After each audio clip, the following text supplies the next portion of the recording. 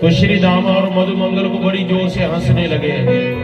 अरे ओ मन सुखा, अरे सुनो सुनो ब्रजवासियों, हमारा कन्हैया कह रहा मैं भगवान हूं। अरे ओ कन्हैया, मैंने कौन सा काम कर दिया भगवान वाला है? भगवान कहते हैं मैंने बचपन में मधुमंगल सुन पूतना को मारा, अघासुर को मारा, धेनुकासुर को मारा। बड़े आए मारने वाले, अरे 2-4 लठाओं ने मारी थी उस पूतना को, अरे 2-4 लठाओं ने मारी थी उस अघासुर को, तब मरे थे वो। ज्यादा पहलवानी मत बता, नीचे हाथ कर ले, नहीं तो भुजाओं में, तेरी भुजाओं में दर्द हो जाएगी शुरू। भगवान ने कहा करो नीचे हाथ कर। हाँ हाँ, और जैसे भगवान ने नीचे हाथ किया अपना, तो तड़ सब छड़ियां टूट गई। हे कन्हैया कन्हैया, दब गए भैया, बचाओ बचाओ बचाओ। भगवान ने मेरे ऊपर अपना हाथ उठाया, हजारों सैकड़ों छड़ियां टूट गई थी महाराज। जब भगवान ने ऊपर हाथ उठाया ना, तो सब ब्रजवासियों ने जोर लगाया था फिर द्वारा से, क्या सोच करके कि हम फिर गिरिराज जी को उठा लेंगे। परंतु माताओं, धीरे धीरे जब सबने नीचे अपना हाथ कर लिया, तो क्या देखा? केवल भगवान को ही ऊपर हाथ उठाए हुए, भगवान श्री कृष्ण जी को ही केवल ऊपर हाथ उठाए हुए देखा। बाकी वो सब छड़ियां टूट गई थी, सबने नीचे हाथ कर ली। तब सब ब्रजवासी इकट्ठे होकर के भगवान के चरणों में बैठ गए। कहा कन्हैया सच बता, तू कौन है? कौन हो आप? हम तो सोच रहे थे कि आप हमारे सखा हो, आप हमारे मित्र हो, हम तो यही सोच रहे थे। कौन हो आप? तो भगवान कहते हैं मैं आपका मित्र हूं, मैं आपका सखा हूं। बोलो वो तो ठीक है, परंतु इतना बल आया कहां से आपके अंदर? तो भगवान कहते हैं कि कुछ माखन को बल बड़े हो, कुछ गोपिन करी सहाय, श्री राधा जी की कृपा से मैंने गोवर्धन लियो उठाए। भगवान कहते हैं अरे ओ मधुमंगल सुनो, मैं तभी कहता था माखन खाओ चुरा चुरा करके, दूध पियो। तो कुछ माखन से बल बढ़ो, कुछ तो माखन खा करके क्या बढ़ गया मेरे अंदर? बल बढ़ गया। अब आगे आजकल के बच्चे कितना माखन खाएं, आजकल के बच्चे कितना दूध पिए, गाय का दूध बच्चे पिए, दूध पी भी ले तो ऊपर से कहते हैं ये मलाई उठा दो साइड साइड। और हम बिना मलाई से दूध पीते नहीं थे बचपन में, हमें तो मोटी सी मलाई चाहिए तब दूध पिए। और आजकल के तो बड़ा परहेज करते हैं हम दूध। अब दूध भी किसका पी रहे हैं? जहर पी रहे हैं हम, जहर। दूध गाय का पैकेटों में का दूध होता है, केमिकल होते हैं पैकेटों में। दूध तो गाय का दूध, जो पैकेट में आ क्या आ रहा है वो केमिकल आ रहा है। तभी तो गाय घर से निकाल दी लोगों ने। क्यों? पैकेट वाला दूध कितने का आ जाता है? 50 रुपए का पैकेट, 35 रुपए का। और गाय का दूध 70.5 रुपए का। बोलो क्यों पिए 70.5 वाला? कोई पैकेट वाला पी लेते 35 रुपए का। लाओ मजे से पियो। और जहर पी रहे हो, क्षमा करना यदि बुरा लगे तो। दूध पीना है तो गाय का दूध पियो। वो पैकेट वाला वो दूध नहीं, वो जहर है। ये जरूर है भी सस्ता मिल रहा है, सस्ता है ना। और इस शरीर तो भी उससे भी सस्ता है। कल मरेंगे परसों फिर मिल जाएगा आपको शरीर, है ना। तभी तो हम इस शरीर की क्या नहीं कर रहे, केयर नहीं कर रहे, रक्षा नहीं कर रहे। ये हमारा शरीर अनमोल है। पैकेट वाला दूध छोड़ करके गाय का दूध पियो, शुद्ध है। तो कहते उसमें भी जहर है। कैसे? उसको क्या खिला रहे हो आप? चारा। और चारे में भी क्या स्प्रे कर रहे हैं आपने कई बार देखा। जो उसको चारा खिला भी रहे हैं उसमें भी क्या है, केमिकल है। फिर भी 100% नहीं तो 10% होगा उसमें, 90% फिर भी शुद्ध है। परंतु जो पैकेट में ला रहे दूध उसमें क्या है, जो दुकान से खरीद करके हम घी ला रहे हैं उसमें क्या है, प्योर है क्या, नहीं, जहर है। जो हम बाजार से सब्जी ला रहे हैं खरीद करके, क्या वो शुद्ध है, नहीं, वो जहर है। अब हमने खेतों में खेती बाड़ी करना छोड़ दी, खेतों में हम स्प्रे मार रहे हैं, जहर की स्प्रे। अपनी माँ को जहर दे रहे हैं खाने के लिए। माँ कौन सी, ये धरती माँ, धरती माँ को भी जहर दे रहे हैं। अभी बीज बोया खेतों में, साथ में स्प्रे, दूसरी स्प्रे, तीसरी स्प्रे। आलू बीजे, आलू बीजने के बाद तुरंत क्या स्प्रे, दवाई की स्प्रे, केमिकल। हम पहले व्रत रखते थे, भागवत जी की कथा में एक समय भोजन खाते थे, आलू ही फलवार आलू। बीमार हुए, डॉक्टर ने कहा हमारे आप क्या कहते हैं, आलू सात्विक भोजन है, आलू जहर है, जहर है। सबसे ज्यादा स्प्रे होती है इसमें। मैंने कहा क्या करें, कितना का बचे।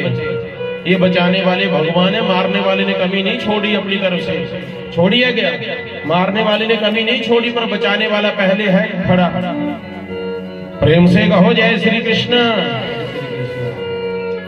सो बंधुओं, भगवान क्या कहते हैं कि कुछ माखन से बल बढ़ो, कुछ गोपिन करी सहाय।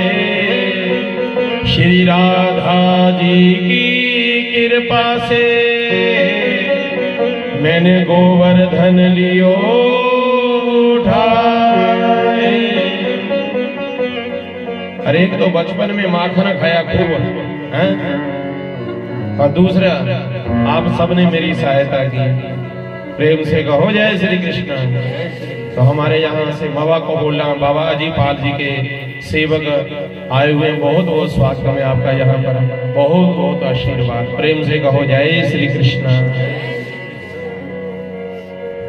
कुछ गोपिन की ये सहाय, आपने मेरी सहायता की। तो कहा हमने कैसे सहायता की, मधुमंगल ने कहा हम तो यहाँ खड़े हैं आपके पास। भगवान ने कहा जब आप हम सब मिलजुल करके गोवर्धन को उठा रहे थे ना, हाँ, तो आप मुझे देख रहे थे, मैं आपको देख रहा था। फिर बोलो आपकी शक्ति ना मैंने ना चुरा ली। क्या कर ली, चुरा ली, सारी शक्ति चुरा ली मैंने, एक कनिष्ठ का उंगली के अंदर आ गई।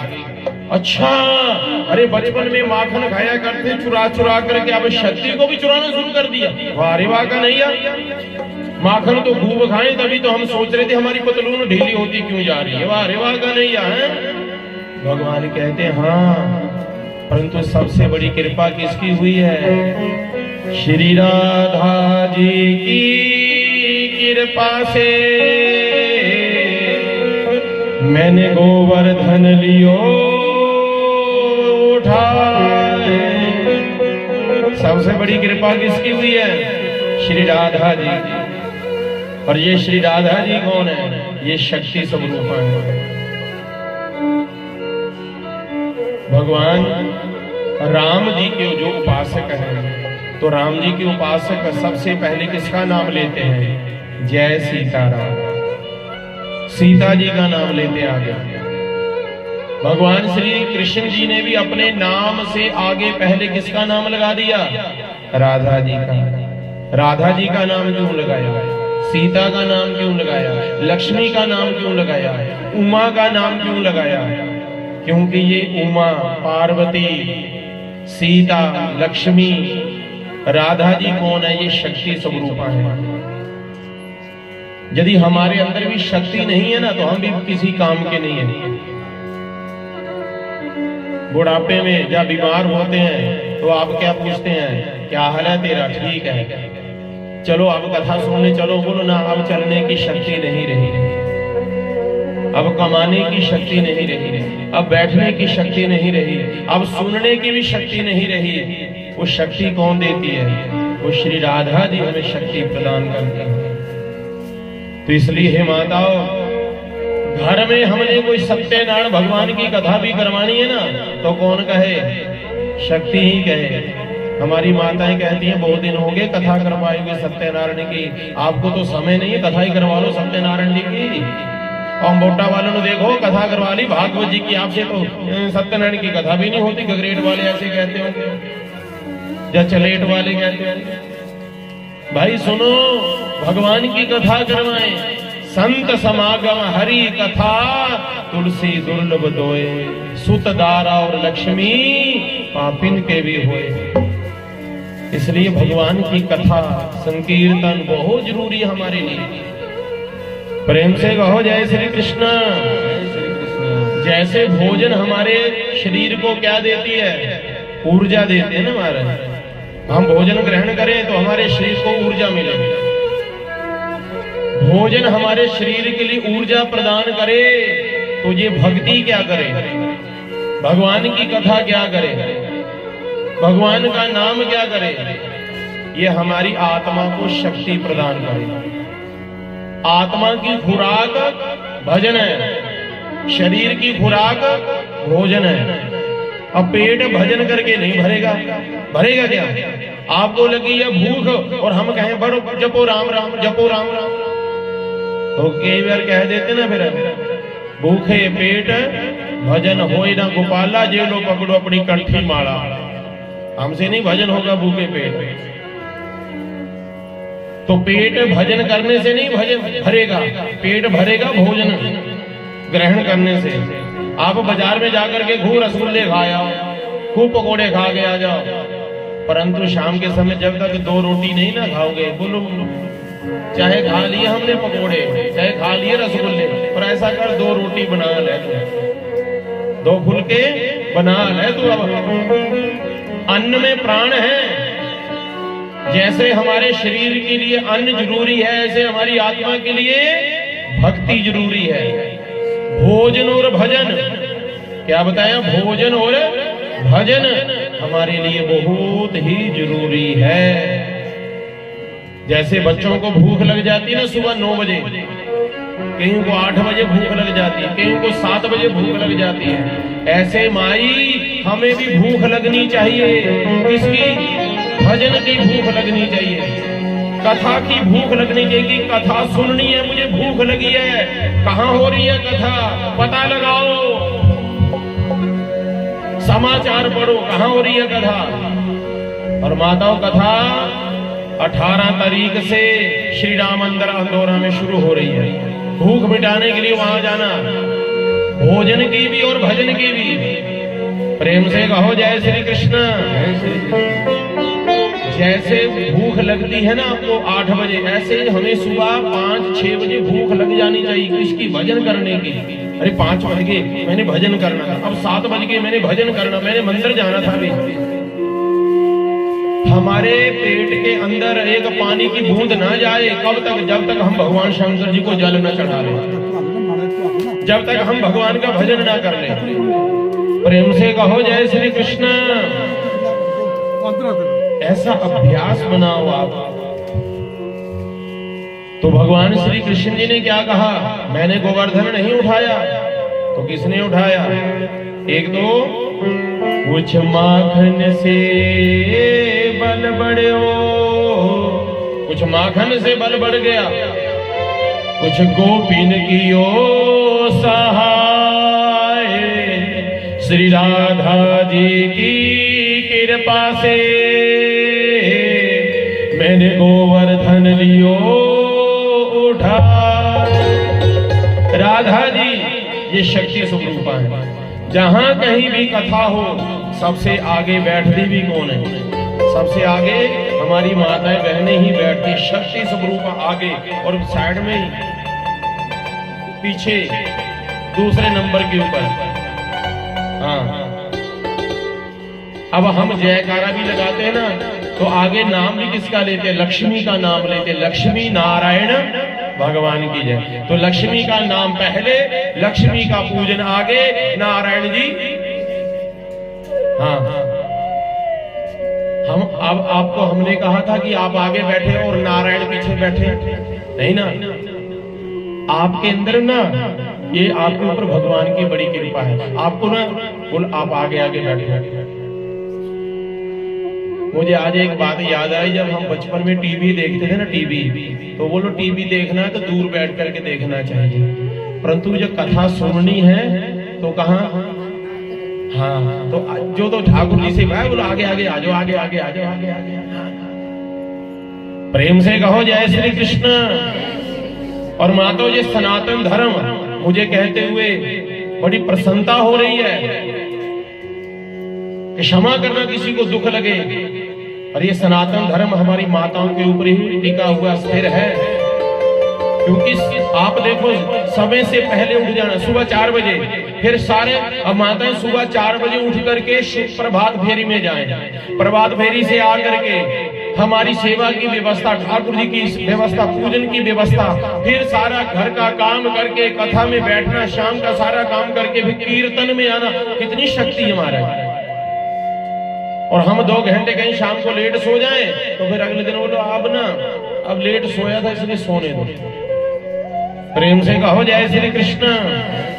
शक्ति स्वरूप है, आपके ऊपर भगवान की कृपा है महाराज। तो भगवान ने क्या कहा, मैंने गोवर्धन नहीं उठाया, ये श्री राधा जी की कृपा से मैंने गोवर्धन को उठा लिया, भगवान की कृपा ने, राधा जी की कृपा से। 7 दिन जब बीत गए, गिरिराज जी को उठाए उठाए हार गए सवर्तक नामक मेघ और चले गए इंद्र के पास। इंद्र ने कहा करे काम तमाम। बोलो ना महाराज, नीचे देख लो स्वयं।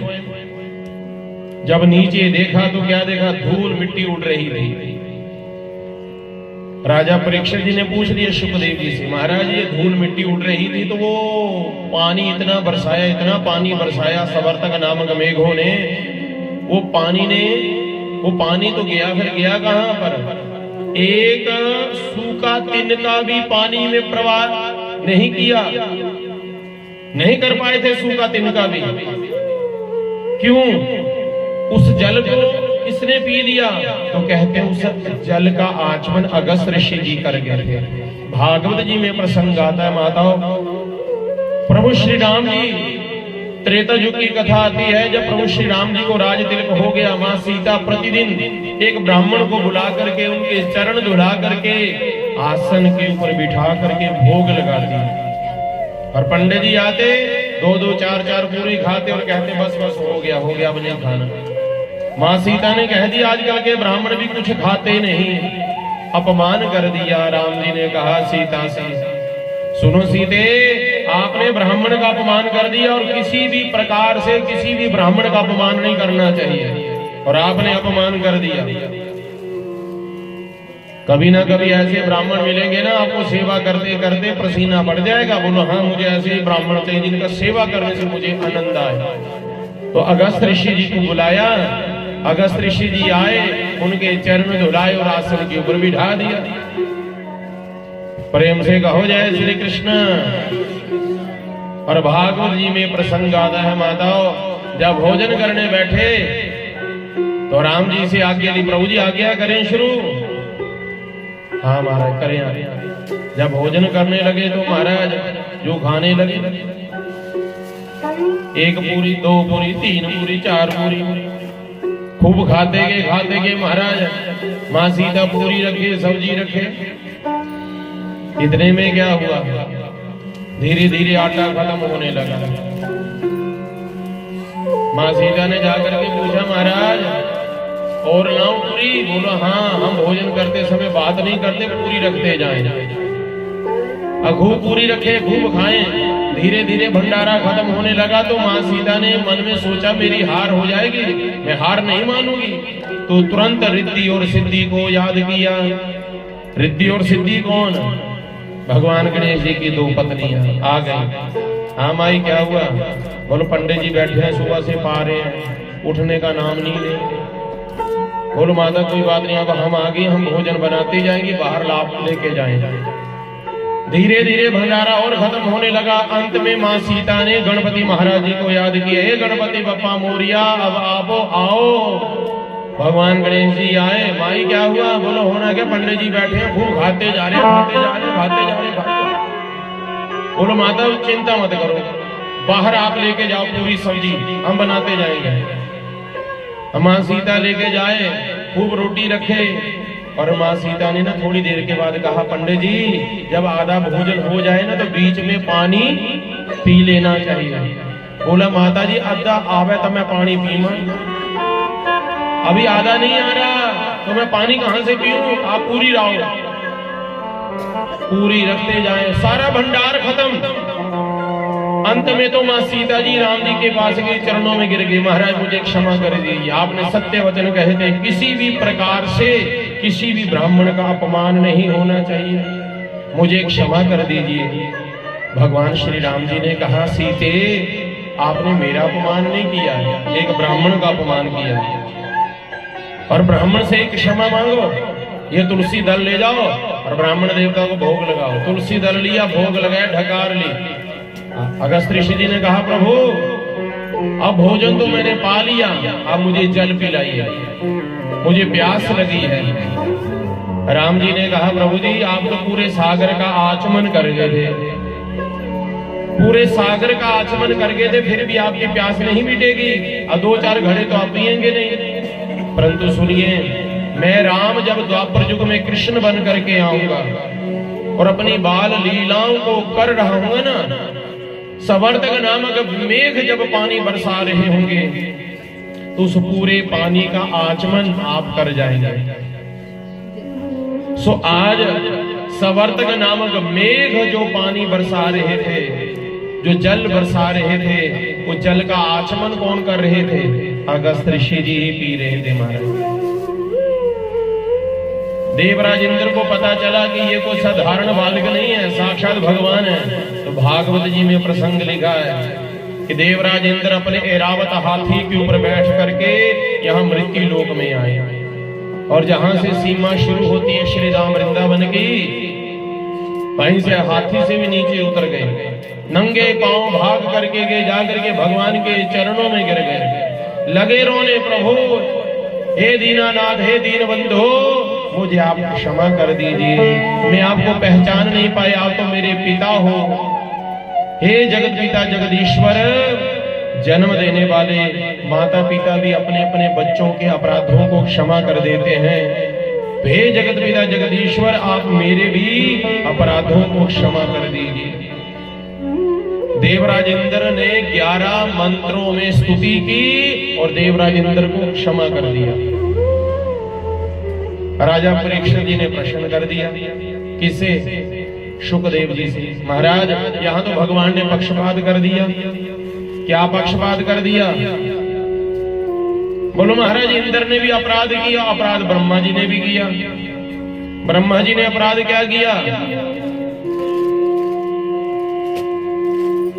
अपराध ब्रह्मा जी ने भी किया, और अपराध आज किसने किया? इंद्र ने भी किया। परंतु ब्रह्मा को क्षमा नहीं किया, इंद्र को क्षमा कर दिया। शुकदेव जी कहते हैं, राजा परीक्षित, अपराध दोनों ने किए, परंतु दोनों के अपराधों में अंतर है। और क्या अंतर है बता सकते हैं आप में से कोई? ब्रह्मा जी ने क्या अपराध किया था? पीछे वालों, ब्रह्मा जी ने क्या अपराध किया था? जरा हाथ उठा करके बता सकता है कोई महाराज? एक, फर्स्ट डिवीजन एक ही है। 2,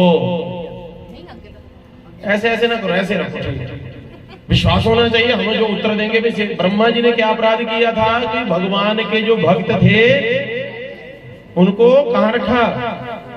जोर से बोलो। ब्रह्मलोक में कितने दिन के लिए ने? 1 वर्ष के लिए रखा। हाँ, इतना याद रख लिया अगर थोड़ा बहुत है ना। अब दूर रखा भगवान से। अब इंद्र ने क्या अपराध किया? जो भगवान के भक्त दूर दूर रहते थे वो 7 दिन रात भगवान के पास रहे, ये अपराध किया। ब्रह्मा जी ने अपराध क्या किया? भगवान के भक्तों को दूर रखा। जो माता पिता अपने बच्चों को भी भगवान से दूर रखते हैं, भगवान उनसे प्रसन्न नहीं होते। भगवान के पास रखे जो। अब देखो, जो हमारे जजमान है श्रीमान जी वृंद ठाकुर जी, ये पूरा ठाकुर परिवार ही इन्होंने आपको 7 दिन कहाँ रखा? बोलो, रखा ना भगवान के पास। तो इन्होंने जाने अनजाने से कोई अपराध किया भी हो ना, तो भगवान कहते तेरे इस अपराध को मैं क्षमा कर दूंगा, इस पूरे ठाकुर परिवार के अपराध को मैं क्षमा कर दूंगा, जिन्होंने 7 दिन ठाकुर जी के पास हमें और आप सबको रखा इसी बहाने से। और भगवान ने कहा भी इंद्र को, सुनो इंद्र, मैं हमेशा हमेशा अपने भक्तों के साथ रहता हूं कि भक्त हमारे पग धरे कि वहां धरूं मैं हाथ, कि सदा संग लागत बिरू कबहु न छोड़ू हाथ। सुनो देवराज इंद्र, मैं हमेशा हमेशा अपने भक्तों के साथ रहता हूं। मेरा भक्त जहां चरण रखता है ना, उस चरण रखने से पहले मैं अपना हाथ रख देता हूं। मैं हमेशा हमेशा उनका हाथ पकड़ के रखता हूं। इसलिए हे अमोटा वालों, हमारा और आपका हाथ किसने पकड़ लिया? ये ठाकुर जी ने पकड़ लिया, हमारे गुरु जी ने पकड़ लिया, हमारे इष्ट देवता ने पकड़ लिया। और आपका हाथ पकड़ करके ना कहां ले आए? ये सत्संग रूपी मान सरोवर में। कईयों को तो जबरदस्ती भी पकड़ के लाए होंगे, चल चल, नहीं नहीं आज नहीं जाना, कल नहीं नहीं, कल तो भोग पड़ जाए, आज ही चलते हैं। तो हमारे पूर्व विधायक गगरेट के श्रीमान राजेश ठाकुर जी जहां पधारे हैं, बहुत बहुत आशीर्वाद, बहुत बहुत स्वागतम आपका इस ठाकुर परिवार में। बोलिए वृंदावन बिहारी लाल की। हमें तो ऐसा लग रहा है हमारे ठाकुर जी आ रहे हैं, हमारे राम जी आ रहे हैं, और हमारे आज अहो भाग्य जो आज इनके हम दर्शन करे हैं। बोलिए बांके बिहारी लाल की। ओ जे तू ना फड़दा साडी बां असां रुल जाना सी, ओ सानू किते ना मिलदी थां असां रुल जाना सी, सानू किते ना मिलदी थां असां रुल जाना सी। जे तू ना फड़दा साडी बां, जे तू ना फड़दा साडी बां असां रुल जाना सी, सानू किते ना मिलदी थां असां रुल जाना सी, सानू किते ना मिलदी थां असां रुल जाना सी।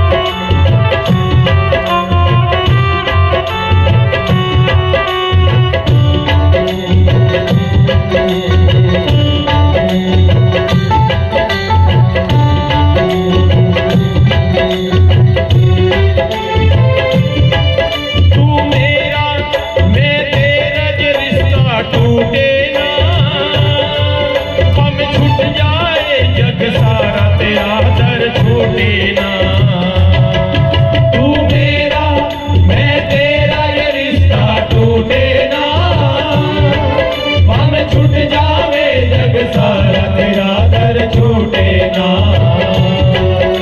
तू ना करता ठंडी छां, जे तू ना करता ठंडी छां, असां रुल जाना सी, सानू किते न मिलदी थां, असां रुल जाना सी, सानू किते न मिलदी थां, असां रुल जाना सी।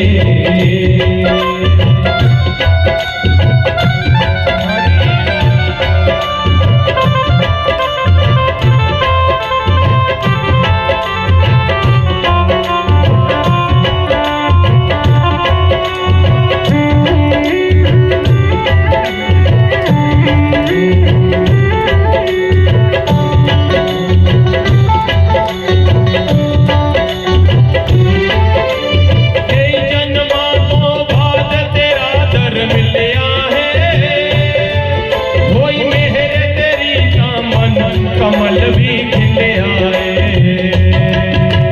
तेरी जन्मा तो बाद तेरा दर मिलिया है, हुई मेहर तेरी दामन कमल भी खिले आए। ये तू ना करदा मेहरा, ये तू ना करदा मेहरा, असां रुल जाना सी, सानू किते न मिलदी थां, असां रुल जाना सी, सानू किते न मिलदी थां, असां रुल जाना सी।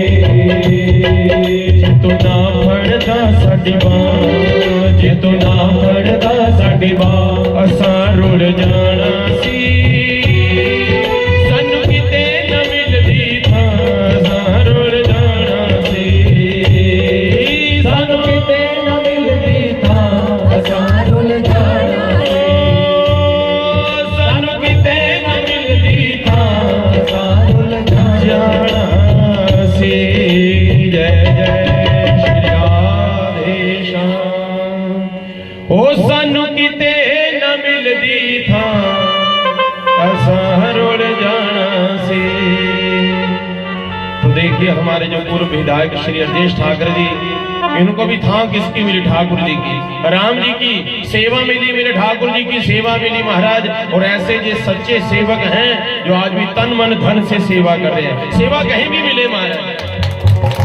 और ऐसे हमारे हनुमान जी हैं, जिनको मैं तो कहता हूँ, और हनुमान जी के ऊपर मेरे राम जी की कृपा हमेशा हमेशा के लिए बनी रहे। प्रेम से कहो जय श्री कृष्णा। तो हमारे भाई आए राजेश ठाकुर जी, मैं प्रार्थना करूंगा आप भी 10-15 मिनट के लिए अपने राम नगरी से आए हमारे। हाँ, मुझे बड़ी प्रसन्नता हुई, हिमाचल का नाम अयोध्या में भी हमारे भाई राजेश जी ने चमकाया। हमारे जैसे कई भक्तों को यहाँ से अम्बोटा से भी लेकर के गए, पूरे हिमाचल से ट्रेन गई पहली अयोध्या। और हमारी बहनें बता रहे थे, हाँ पूरी संगत गई महाराज, यही बता रहे थे हमें कि महाराज वहाँ खूब सेवा की हमने, रामलला की दर्शन किए और खूब लंगर की सेवा की, सरजू जी के दर्शन किए, हनुमान जी के दर्शन किए। ये किसकी कृपा हुई? ये ठाकुर जी की कृपा, और ठाकुर जी की कृपा हुई, और ये कृपा हमेशा बनी रहे।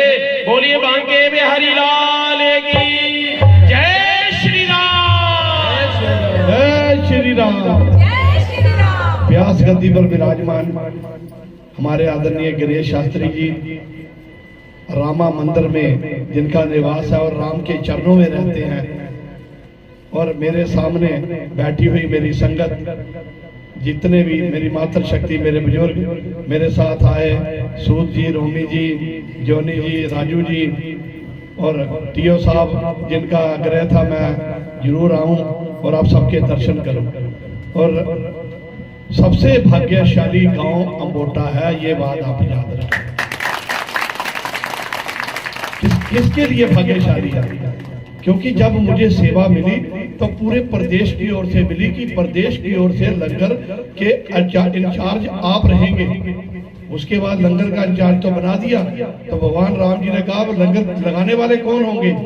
तो सबसे पहले मोटा की बैठी हुई टीम, सूद साहब, जोनी जी, रोमी जी, हमारे संख्यान जी, गोगी प्रधान जी, ट्रक यूनियन के, और जिन सब ने टीम बनाकर फटाफट गाड़ियां तैयार कर दी। पहली गाड़ी 18 टन माल लेकर जब अयोध्या से ट्रक यूनियन से गई, फ्री गई और लोगों ने राशन भी दिया, और फिर दूसरी गाड़ी गई, फिर तीसरी गाड़ी गई, और अयोध्या में 1 महीना 4 दिन लंगर लगा।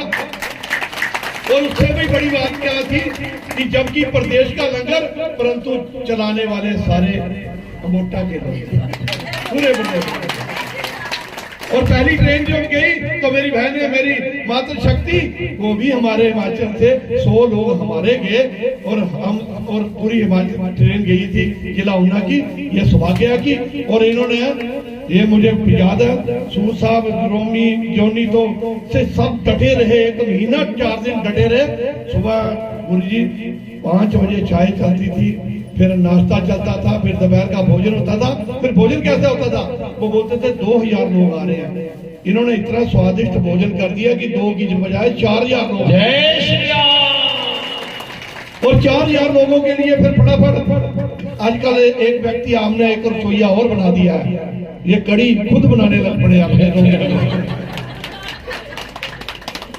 जब राशन कम हो जाता था तो कड़ी बनाने लग जाते थे। तो ये सेवा, ये सौभाग्य, ये राम जी के चरणों में जाना, ये 500 साल के बाद हमें मिला है, और ऐसे शास्त्री जी की कृपा से मिला है जिन्होंने ये मुद्दा खड़ा रखा। हमारी वो आज मस्जिद वहां से गई, और इस मस्जिद को हटाने के लिए कार सेवकों पर गोली चली, सरजू की नदी लाल हुई, और हजारों कार सेवकों को जिंदा जला दिया गया। और आज उस संघर्ष की बदौलत हम सबको ये सौभाग्य मिला कि जब हम राम लाला के दर्शन करने जाते हैं तो दूर से ही राम लाला दूर से दिखना शुरू हो जाते हैं। ऐसा भव्य मंदिर बन के तैयार हुआ। तो सियावर रामचंद्र भगवान की जय श्री राम। और एक बात मैं और बता दूं कि 60 लाख रुपया खर्चा आया लंगर का, 60 लाख, वो सारा ही गगरेट वासियों ने दिया। इससे बड़ा सौभाग्य हो गया। और 6,52,000 का सामान अंत में बचा। सारी टीम ने तय किया कि हम इसका मूल्य लगाएंगे और ये फ्री देंगे, और जिससे मूल्य लगाया उसी को फ्री दिया कि जो लंगर चला और आगे लंगर चल रहा है। इससे बड़ा काम नहीं हो सकता। ये सब सरजू नदी में 4-4 बार नहाए, 4-4 बार मत्था टेका, और बहुत सेवा की। तमिलनाडु, कर्नाटक, आंध्रा, पूरे देश को भोजन कराने का सौभाग्य। 2.5 लाख से ज्यादा लोगों को राशन वहां हमने भोजन प्रसाद ग्रहण कराया। इतना बड़ा सौभाग्य गगरेट का। मैं तो गगरेट की जनता को नमन करता हूँ। और एक भजन छोटा सा गाऊंगा शास्त्री जी, जरूर आपकी कृपा से। आपने बड़ा अच्छा कहा, ये तुसी ना पढ़ते बा त्यासी रोड जाना सी। तो आप सबने मुझे सेवा का मौका दिया, चाहे हम सत्ता में रहे, विपक्ष में रहे, हमें कोई फर्क नहीं पड़ा। हम सेवा के भाव में आए हैं। हमें जहां भी काम मिलेगा, प्रभु जो भी काम देगा हम उसी को करेंगे। हमें कोई लालच नहीं है, कोई कुछ नहीं। इसलिए प्रभु राम ने हमें 1 महीना 4 दिन पूरी टीम के सहारे मुझे वहां लंगर। मैं तो इनके साथ इतना काम नहीं करता था। ये तो बेचारे 5 बजे सुर साहब हमारे वो एक HRTC शिव जी तो भी कर्मठ तरीके से, बल्कि मोटा की टीम ने ही पूरे देश को लंगर खिला दिया। इससे बढ़िया मोटा के लिए और क्या हो सकता है। हमारे नितिन ठाकर, जोनी, बहुत सी टीम है जिन्होंने बहुत सेवा की। तो गुरुजी आया शरण ठोकरे जाकी खागे, मिलेगा वही जो लाया आया शरण ठोकरे जग की खाके, आया शरण ठोकरे जग की खाके, मिलेगा वही जो, मिलेगा वही जो लाया लिखा के, आया शरण ठोकरे जग की खाके, आया शरण ठोकरे जग की खाके।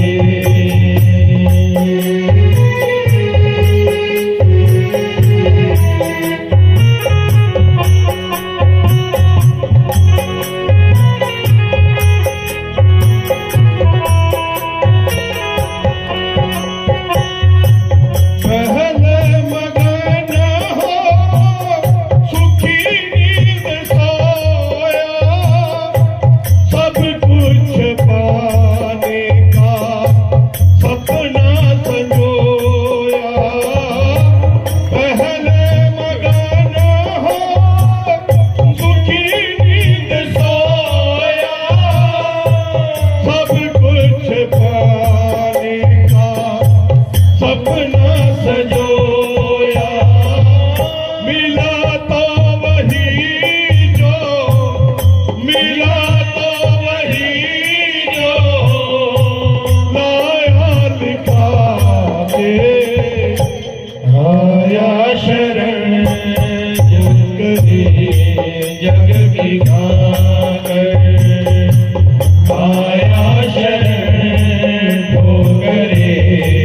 जग की खाकर मिलेगा वही जो मिलेगा वही जो आया लिखा आया शरण ठोकरे जग की खाकर आया शरण ठोकरे जग की खाकर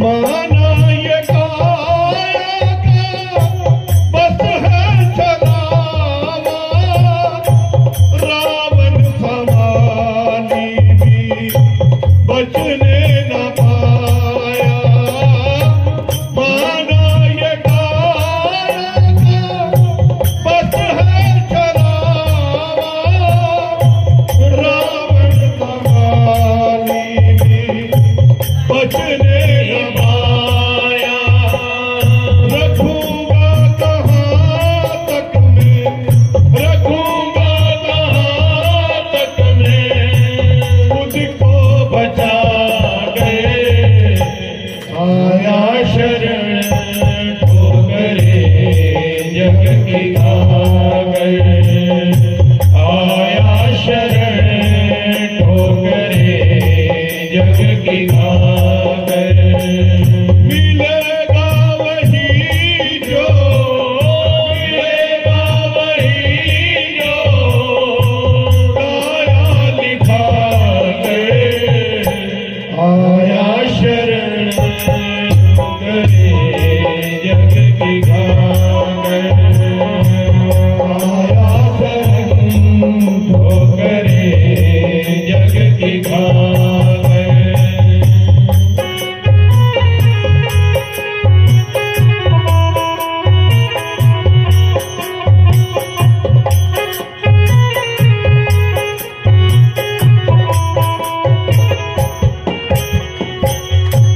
कर्मों की लीला बड़ी है निराली हरिचंद मेरे घट की करे रखवाली कर्मों की लीला है बड़ी है निराली हरिचंद मेरे घट की करे रखवाली समझ में ये आया समझ में ये आया सब कुछ लुटा गए आया शरण ठोकरे जग की खाकर आया शरण ठोकरे जग की खाकर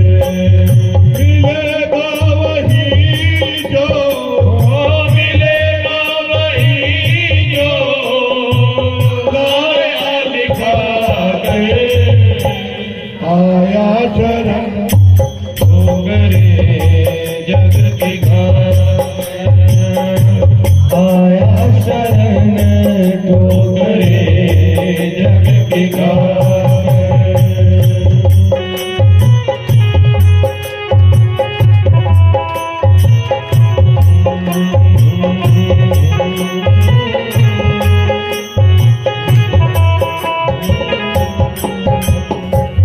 न है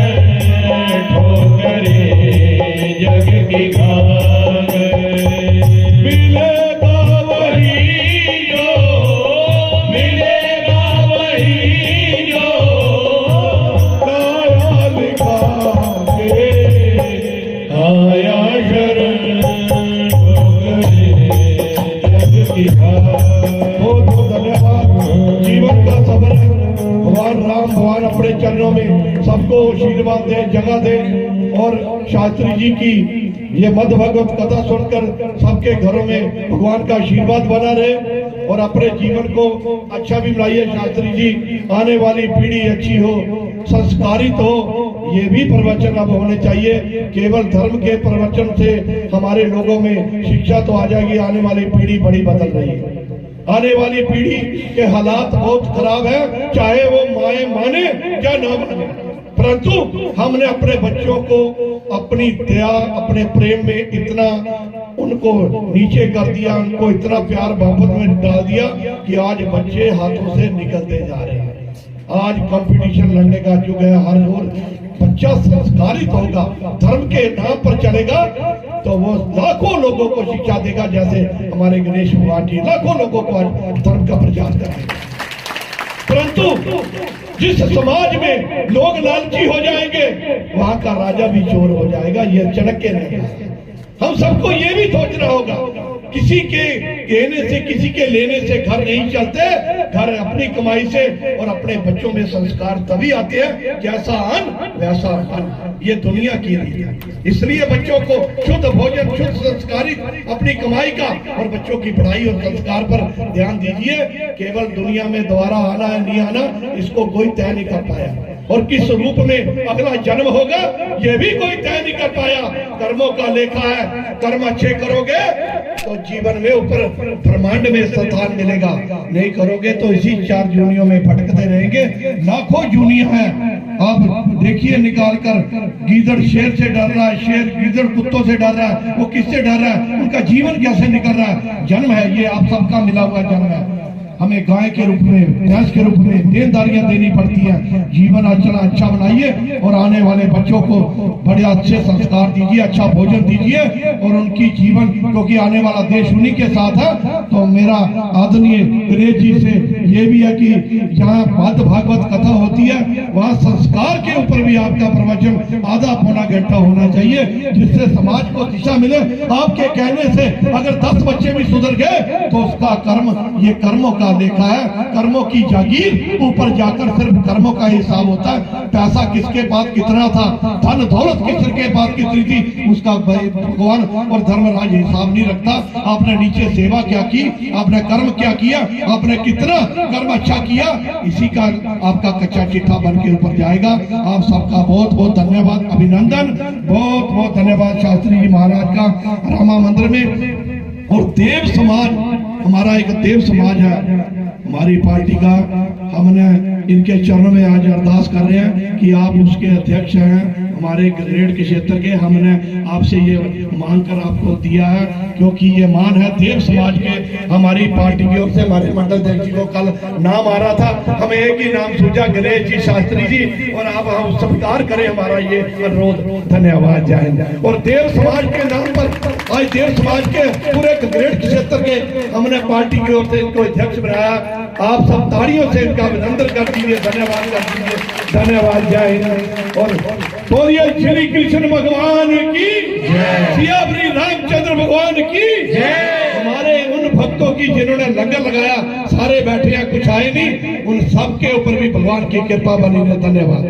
बोल बांके बिहारी लाल की, भागवत भगवान की। तो हमारे बड़े भाई श्री राजेश ठाकुर जी ने बहुत सुंदर शब्दों से और सरल भाषा से श्री ठाकुर जी के चरणों में हाजिरी लगाई।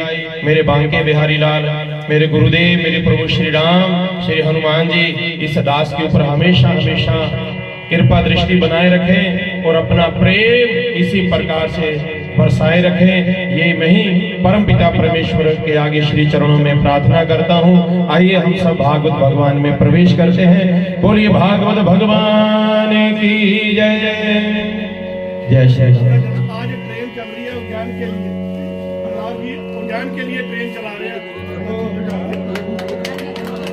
हाँ, बहुत बहुत शुभकामनाएं महाराज। एक और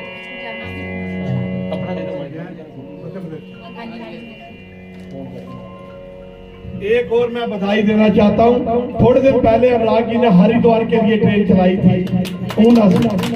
और आज उज्जैन महानगरी महाकालेश्वर सबसे बड़ा धाम त्रिलोकीनाथ का आज वहां के लिए ट्रेन चल रही है, जिसको ट्रेन के लिए चलाने के लिए आज राज जी आ रहे हैं, हम उनके साथ जा रहे हैं। तो आप सबको बधाई है। उज्जैन में जाने के लिए आपको यहाँ से ट्रेन मिलेगी।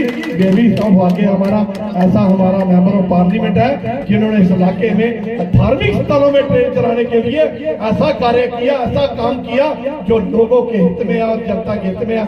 धन्यवाद साथी। बोल शंकर भगवान की हर हर महादेव। बहुत बहुत आशीर्वाद, बहुत बहुत शुभकामनाएं। विजय भव। श्री ठाकुर जी की कृपा से आपके ऊपर कृपा दृष्टि बने रहे। आइए अब हम सब भागवत जी की कथा में प्रवेश करते हैं। बोली भागवत भगवान की जय। सुबंधुओं, अभिमान जो था देवराज इंद्र का भी दूर किया। किसने? भगवान ने। भगवान को प्यारा क्या नहीं लगता? अभिमान, अहंकार। तो भगवान को देना सबसे पहले क्या देना? अपना अहंकार देना, अभिमान दान कर देना। प्रभु आप मेरा अहंकार ले लीजिए, मेरे अभिमान को ले लीजिए। तो गोपियों को भी अभिमान हुआ था। गोपियों को किस बात का अभिमान हुआ? कि मेरे साथ कन्हैया नाच रहे हैं, मेरे साथ नृत्य कर रहे हैं। कब हुआ गोपियों को अभिमान?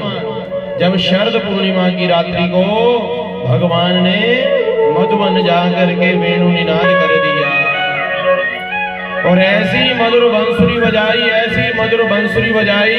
कब? शरद पूर्णिमा की रात्रि के दिन। तो सब गोप गोपियां भाग करके वहां चली गई। जितनी भी गोपियां थी किसके लिए? केवल ठाकुर जी के लिए श्रृंगार करती, भगवान के लिए ही सजती संवरती थी। तो भगवान जब भी मधुर बांसुरी बजाते हैं गोपियां तुरंत भाग जाए। एक बूढ़ी अम्मा 90-95 वर्ष की आयु, जिस बूढ़ी अम्मा गिरी वो भी जा रही थी कन्हैया के साथ नाचने के लिए। ये भगवान की रास नहीं, महारास है, पंचाध्यायी महारास। भगवान की मात्र आयु उस समय कितनी की थी?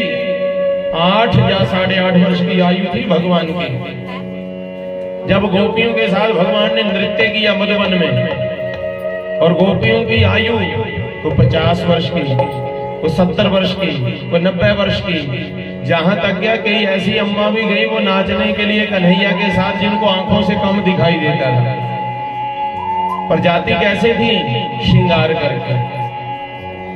एक बूढ़ी अम्मा को आंखों से कम दिखाई देता, जो आंखों के ऊपर लगाने वाली लिपस्टिक है ना उसको आंखों में लगा ली, और आंखों में लगाने वाला काजल या आंखों के ऊपर लगा ली, और जाकर के कन्हैया से पूछे, दे बता कन्हैया मैं कैसी लग रही हूँ देखने में?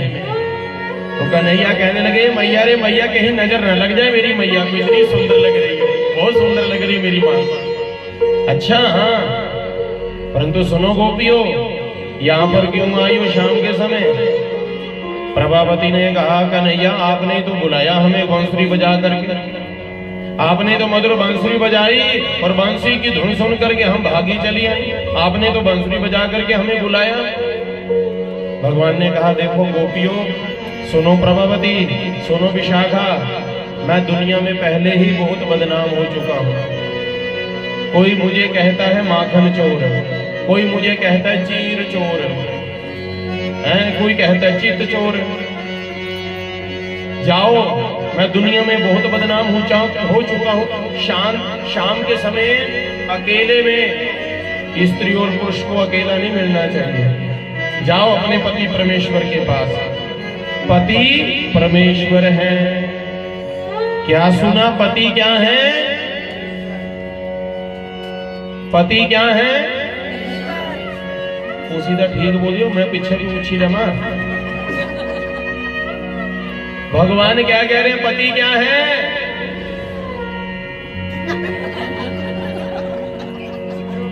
दिले दे बोलो, दिले दे। पति क्या है? परमेश्वर है। शर्म क्या कर दिया? जोर से बोलना चाहिए। हाँ भी परमेश्वर है, भी हमारे भगवान है। विश्वास नहीं है? उठ दिया। प्रेम से कहो जय श्री कृष्ण।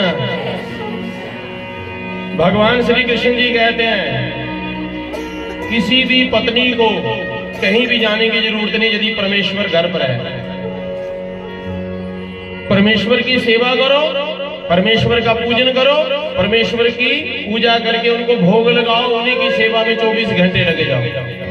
पर पुरुष को देखना मतलब अपने धर्म को नष्ट करना। यहां तक नियम बताए रखे हैं भगवान ने। गोपियों को भी कहा जाओ पति परमेश्वर है और परमेश्वर की सेवा करो। सती सावित्री अनसुईया की कथा सुनाई।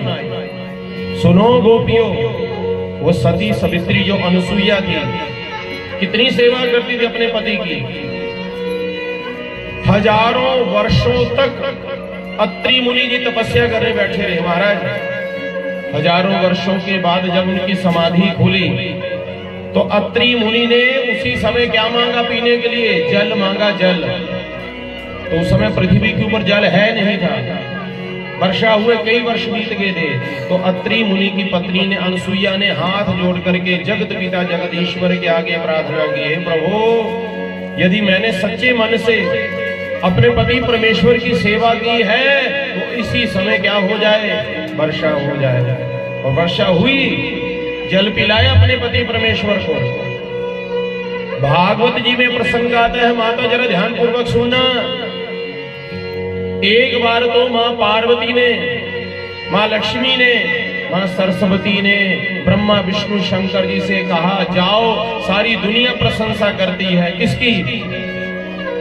अनसुईया की। उदाहरण लेते हैं किसका? सती सावित्री अनसुईया का। अरे सती सावित्री अनसुईया देखो कितनी शक्ति थी। उस सती सावित्री अनसुईया की कथा सुनाते हैं, वृंदा की कथा सुनाते हैं। वृंदा कौन थी? वृंदा जलंधर राक्षस की धर्म पत्नी थी। महाशिव पुराण में कथा आती है, जलंधर एक राक्षस था। जो जलंधर शहर है ना पंजाब में, जलंधर शहर है, ये जलंधर नाम का एक राक्षस था। उस राक्षस के नाम से ही नाम पड़ा है जलंधर। परंतु जलंधर की पत्नी का नाम क्या था? वृंदा। वृंदा कहती थी अपने पति को जाओ मैं बैठी हूं, आपका कोई काल भी बाल बांका नहीं कर सकता। धर्मपरायण स्त्रियां हुआ करती थी कि महाराज उनके पति का बाल भी बांका नहीं होता था, जमराज भी डरते थे। वृंदा जब तक अपने धर्मपति की सेवा करती थी, अपने धर्म के ऊपर रही, तो भगवान शंकर भी नहीं मार सके थे। किसको? जलंधर को। विष्णु भी नहीं मार सके थे।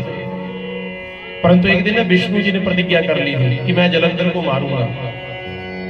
परंतु विष्णु की पत्नी का नाम क्या है? लक्ष्मी। लक्ष्मी जी ने चरण पकड़ लिए विष्णु जी के, बोलो आप मेरे भाई को मत मारना। है भाई है वो तुम्हारा? बोलो हाँ। वो जलंधर मेरा भाई है। लक्ष्मी का भाई कौन है? जलंधर। शिव पुराण में कथा आती है। ये जलंधर की राक्षस की उत्पत्ति कहां से हुई है? जो भगवान शंकर जी का तीसरा नेत्र खुला था ना, तो तेज निकला था भगवान शंकर जी के मस्तक में से, तीसरे नेत्र में से।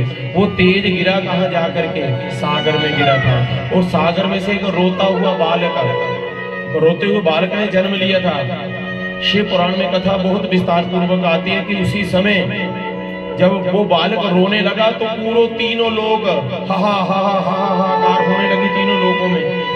ब्रह्मा जी गए, पता लगाया कि कौन रो रहा है। तो ब्रह्मा जी ने देखा कि जल के अंदर एक बालक रो रहा है। ब्रह्मा जी ने उस बालक को उठाया, और जैसे उठाया ना तो ब्रह्मा जी के गले को ऐसे पकड़ लिया, दबाने लगे। ब्रह्मा जी की आंखों से आंसू निकलने लगे।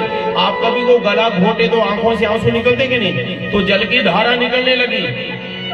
अब जल की धारा को किसने पी लिया? उस बालक ने पी लिया। जल धारा, जल धारा को पिया तो ब्रह्मा जी ने नाम क्या रख दिया? जलंधर। जलंधर नाम रख दिया।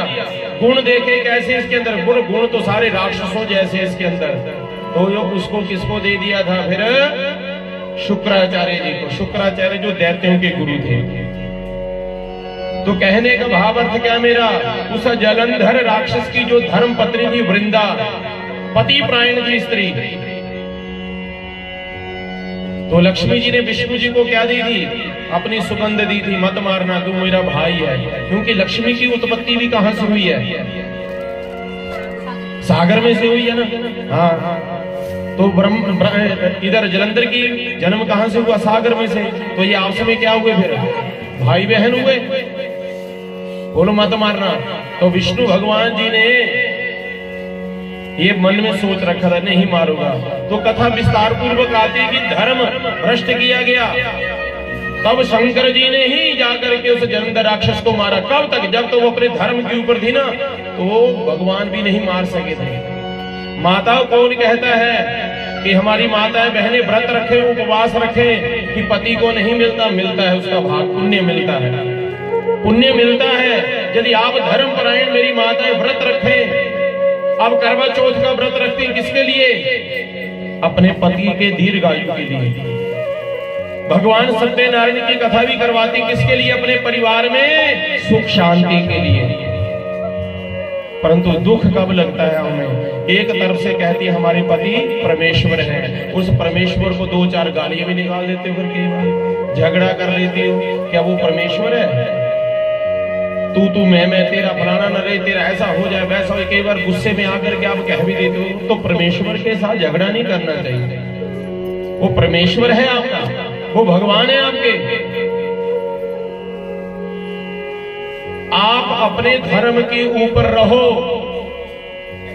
क्या कहा गया है आपको शास्त्रों में? धर्म पत्नी कहा गया है। और धर्म के ऊपर रहो आप अपने। पति का क्या धर्म है? वो अपने धर्म के ऊपर रहे, पत्नी अपने धर्म के ऊपर रहे, बच्चे अपने धर्म के ऊपर रहे, माँ अपने धर्म के ऊपर रहे। हम सभी अपने अपने धर्म के ऊपर रहेंगे तो धर्म भी हमारी रक्षा करेगा। धर्मो रक्षति रक्षितः। यदि हम अपने धर्म की रक्षा करेंगे तो धर्म भी हमारी रक्षा करेगा हमारा। तो इसलिए पत्नी को क्या चाहिए? मैं अपने परमेश्वर की सेवा करूं, उसके साथ झगड़ा नहीं करना। अब वो करे झगड़ा, अब वो निकाले गालियां, वो उसका धर्म है। हम क्यों अपने धर्म को त्यागे? उसके पीछे हम क्यों छलांग लगाएं कुएं में? वो बन गया रहा भूत और तुसी चड़ेल बन जाओगे। तो फिर ऐसा नहीं, क्षमा करना यदि बुरा लगे, उसको बनने दो भूत प्रेत। उसका अपना कर्म, तू कर भी अपना। मैं तू तेरे पीछे क्यों मरूं, छलांग लगाऊं कुएं में? अब एक पाप कर्म कर रहे, आप भी उसके पीछे पाप कर्म करने लगे, फिर आपके और उसके अंदर क्या रहेगा? भेदभाव। वो लाल पीला बन करके भूत बने, तुझे पीने पीते भूत बनी जाती है। हाँ, मैंने देखा कई बार। फिर बाद में कहते ना स्वामी जी तो अच्छे, पर शराब नहीं अच्छी, तू पीती हो है। क्षमा करना। वो अपने धर्म के ऊपर है, आप अपने धर्म के ऊपर है। और आजकल धर्म परिवर्तन भी हो रहा है। धर्म परिवर्तन मत करो, अपने धर्म के ऊपर हो। और हम कहते भी क्या? धर्म की अधर्म का, प्राणियों में विश्व का, राम नाम का, और सबका बेड़ा पार हो।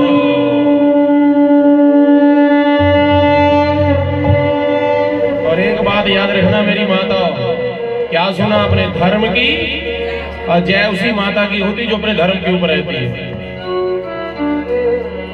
जो हम अपने धर्म के ऊपर रहेंगे उसकी जय होगी। जिस माता ने अपना धर्म त्याग दिया उसकी जय नहीं होगी। प्रेम से कहो जय श्री कृष्ण। और भगवान श्री कृष्ण जी ने क्या कहा गोपियों से कि पति, क्या कहा भगवान ने? पति क्या है? परमेश्वर है। तो परमेश्वर की सेवा करो, उनका पूजन करो। सती सावित्री अनसुईया की परीक्षा लेने के लिए भी गए थे ब्रह्मा विष्णु शिव। जब परीक्षा के लिए गए रहे ना ब्रह्मा विष्णु शिव, तो ब्रह्मा विष्णु शिव को सती सावित्री अनसुईया ने हाथ में जल लेकर के मंत्र पढ़ करके जब जल फेंका था ना, तो नन्हे नन्हे बालक बना के रख लिया था। हाँ, भगवान शंकर ब्रह्मा विष्णु जी ने क्या कहा था? हे सती सावित्री अनसुईया, हमें आप स्तनपान करवाएं। तो पति ने क्या कहा? बालकों को दूध पिलाते समय माँ को लज्जा नहीं आती, शर्म नहीं आती है बच्चों को दूध पिलाते समय? बना लो 2-2 महीने के बच्चे, तो हाथ में जल लेकर के मंत्र पढ़ करके जब फेंका था उनके ऊपर तो बन गए थे 1-1, 2-2 महीने के बच्चे। सती सावित्री अनुसुईया ने उनको फिर कहाँ डाल दिया? पलने में डाल दिया। उनको पलना झूठो झूला झूलने लगे। लक्ष्मी जी और सरस्वती जी और पार्वती जी ने सोचा अभी स्वामी जी आए नहीं, परीक्षा लेकर के कहाँ चले गए? देवऋषि नारद जी ने कहा जहां भेजा वहीं गए हैं। जब आए ना तीनों आकर के कहा, देख बहन सती सावित्री अनुसुईया हमें कर दे क्षमा, हमारे पतियों को वापस कर दे, हमने तो परीक्षा के लिए भेजा था, कहाँ हमारे पति देव? बोलो ओ है मलना चूली कर दे, अपने अपने पछाड़ो तो ले जाओ। अब 2-4 महीने के बच्चे इकट्ठे डाल दो, एक जैसे लगते हैं देखने में, महीने के बच्चे। अब लक्ष्मी जी सोचने लगी कहीं मैं शंकर को ना ले जाऊं उठा करके। पार्वती सोचने लगी कहीं मैं ब्रह्मा को ना ले जाऊं उठा करके। और तीनों माताओं ने चरण पकड़ लिए। फिर सती सावित्री अनुसुईया की कहा बहन हम हार गए और आप जीत गए, हमारे पतियों को वापस कर दे। कहा तब माता अनुसुईया ने हाथ में जल लिया, मंत्र पढ़ करके जब जल फेंका तो ब्रह्मा विष्णु सामने प्रकट हुए। बोलिए शंकर भगवान की। देवऋषि नारद जी ने आकर के कहा हे देवादिदेव महादेव, इस अनुसुईया की कोई संतान नहीं है और आप पहली बार इनके क्या बने हो? बच्चे बने हो, ब्रह्मा विष्णु शिव, इसलिए एक रूप में आप अत्रि मुनि के पुत्र बन जाइए, अनुसुईया के पुत्र बन जाइए। तो वही ब्रह्मा विष्णु शिव गुरु दत्तात्रेय जी का रूप लेकर के आए। बोलिए श्री गुरु दत्तात्रेय जी महाराज की। गुरु दत्तात्रेय जी के 3 सिर और किसके पुत्र बने? अनुसुईया के पुत्र बने महाराज। इतनी शक्ति होती है सती सावित्री अनुसुईया। गोपियों को कथा सुना रहे हैं भगवान श्री कृष्ण जी, जाओ पति परमेश्वर की सेवा करो। गोपियों ने कहा ठीक है प्रभु हम चली जाती हैं, परंतु एक बात सुनिए, आपने बहुत बढ़िया कथा सुना है कि पति परमेश्वर है, परंतु जब परमेश्वर चले जाएं विदेश तो पत्नी किसकी सेवा करे? बोलो मिट्टी की मूर्ति बना लो घर में, मंदिर में रखो, उसी की पूजा करो, उसी की आरती उतारो, कहीं जाने की जरूरत नहीं है। बोलो महाराज जी जब पति परमेश्वर विदेश से आ जाए 2-4 महीने के बाद या 2-4 साल के बाद, तो उस धर्म पत्नी को किसकी पूजा करनी चाहिए? भगवान ने कहा मिट्टी की मूर्ति बंद, पूजा करने बंद कर दो, प्रत्यक्ष रूप में पति परमेश्वर खड़े हैं ना, तो उनकी पूजा करो, उनकी सेवा करो। कहा बस प्रभु यही हमारे प्रश्न का उत्तर है, क्या जो घर में बैठे हमारे पति परमेश्वर है या ये हमारा शरीर है, ये शरीर मिट्टी से बना हुआ है, मिट्टी से बना हुआ शरीर मिट्टी में मिल जाएगा। हे प्रभु मरने के बाद में भी हमने आपको ही मिलना है, आपसे ही मिलना है। यदि जीते जी मिल जाए तो इससे बड़ा और क्या परम सौभाग्य है हमारा कि त्वमेव माता च पिता त्वमेव त्वमेव बंधु च सखा त्वमेव त्वमेव विद्या च द्रविणं त्वमेव त्वमेव सर्वं मम देव देव। हे प्रभु आप ही हमारे माता हो, आप ही हमारे पिता हो, आप ही हमारे सखा हो, आप ही हमारे मित्र हो, सब कुछ आप ही है। अरे भाई सुनो ध्यान पूर्वक मेरी माताओं, मान लीजिए आपके पिता नहीं है तो भगवान को क्या बना लो? लड्डू गोपाल जी को अपना पिता मान लो, हमारे पिताजी हैं। माँ नहीं है तो ठाकुर जी को अपनी माँ बना लो, राधा जी को है। आपका कोई पुत्र नहीं है तो ठाकुर जी को क्या बनाओ? अपना पुत्र। कई माता कह देती है जी हमारे ठाकुर जी हमारे बालक हैं, पुत्र हैं, और जैसा व्यवहार पुत्र के साथ करें ऐसा व्यवहार करती हैं। चप्पल जूता पहन के ले जाती है, जिसे टेबल के ऊपर खाती उसे टेबल के ऊपर बिठा भी देती है, ऐसा व्यवहार नहीं करना। मान लीजिए आपकी भावना वो आपका बालक है, परंतु ये भी याद रखना ये सृष्टि का रचयिता भी है, इस सृष्टि का मालिक भी है। जिसका अभाव है वही भगवान को बना लो। पुत्र बनाओ, भाई बनाओ, बहन बनाओ, भगवान तो बनने के लिए तैयार है। सो बंधुओं, गोपियों ने कहा आप ही सब कुछ हमारे हो। तो भगवान ने ऐसी मधुर बंसुरी बजाई कि उसी समय कैलाश पर्वत के ऊपर देवादिदेव महादेव ने किसको देखा? मेरी माँ पार्वती को देखा। माँ पार्वती श्रृंगार कर रही थी, 16 श्रृंगार। शंकर भगवान जी ने कहा देवी कहाँ जाने की तैयारी कर रही हो? कहाँ मैं जा रही हूँ? कहाँ? वो रास रचैया भगवान मधुबन में नृत्य कर रहे हैं, मैं वहां जा रही हूँ। शंकर भगवान ने कहा मुझे भी ले चलो ना साथ। बोला ना, वहां पर पुरुषों का जाना वर्जित है। तो शंकर भगवान जी ने कहा सुनो, एक आदि को पुरानी साड़ी होगी तुम्हारी, वो नहीं है तो मुझे वो साड़ी पहना दो ना अपनी। तो माँ पार्वती ने क्या किया? अपनी पुरानी साड़ी निकाली, शंकर भगवान जी को पहना दी। और कुछ गगरेट से, कुछ अम्बोटा से, कुछ दौलतपुर से किसको बुला लिया? ब्यूटी पार्लर वालों को बुला लिया। बोलो जरा सजावट कर दो इनकी, हैं? खूब महाराज जय सीताराम। तो उनका श्रृंगार किया। किसका? माँ पार्वती ने किया भगवान शंकर जी का श्रृंगार। गोपी का रूप बनाया और भगवान का नाम क्या पड़ गया था? गोपेश्वर महादेव। गोपी का रूप बनाया भगवान शंकर जी का। किसने? पार्वती ने। और कहा सुनिए महाराज, वहां जाएंगे नृत्य करेंगे ना, तो वो रास रचैया भगवान मेरे से पूछेंगे ये कौन लाई हो गोपी? आ जा। नहीं है तो मैं कह दूंगी ये मेरी बचपन की सखी है, सहेली है। और दूसरी बात सुनो, आपसे पूछेंगे ना तो वहां जाकर के कहना मैं इनकी सखी हूँ। क्या कहोगी? कह दूंगी मैं इनका सहेला हूँ। अरे सहेला नहीं कहना, सखी कहना। अच्छा अच्छा, हाँ। और उधर जाकर के डमरू निकाल के डम डम डम डम डम करके नाचना नहीं शुरू कर देना। हाँ, जैसे सखियां नाचती ना, ऐसे ऐसे ऐसे ऐसे ऐसे नाचना। सुन लिया? हाँ ठीक है, अब ले चलो ना, जल्दी जल्दी चलो। तो भगवान श्री शंकर जी को लेकर के माँ पार्वती आ गई मधुबन में। और जैसी मधुर बंसुरी बजाई, आए हाय, उसी समय कामदेव वहां प्रकट हो गए। जब कामदेव आए तो भगवान श्री कृष्ण जी ने कहा कामदेव तेरा यहाँ क्या काम है? बोलो महाराज, या एकांत में स्त्री और पुरुष मिले वहां मेरा काम होता है। भगवान ने कहा युद्ध करना है हमारे साथ? हाँ युद्ध करूंगा। कौन सा युद्ध करना देना? मैदान वाला युद्ध करना या किले वाला युद्ध करना है? कामदेव ने कहा मैं युद्ध करूंगा मैदान में। भगवान ने कहा आ जाओ हमारे साथ युद्ध करना। अरे देखिए सुनो, ये वही कामदेव है जिस कामदेव को भगवान ने तीसरा नेत्र खोलते ही भस्म कर दिया था। परंतु भगवान क्या कर रहे हैं? उस कामदेव के साथ नृत्य कर रहे हैं। गुस्सा नहीं किया, बोलो आजा तू चला बाण जितने चलाने हैं।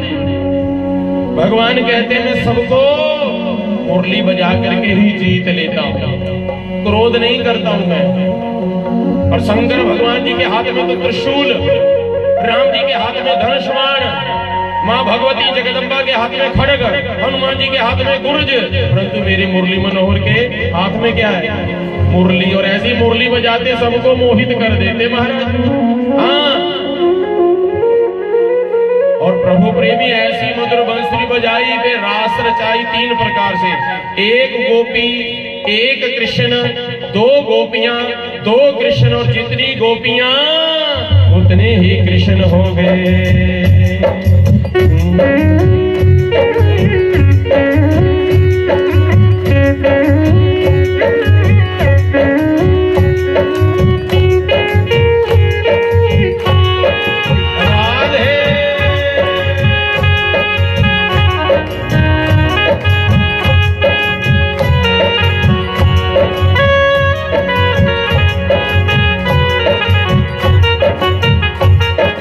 गोकुल में देखो, वृंदावन में देखो रे, गोकुल में देखो, वृंदावन में देखो रे, मुरली बाजे रे, की श्याम संग राधा नाचे रे, श्याम संग राधा नाचे रे।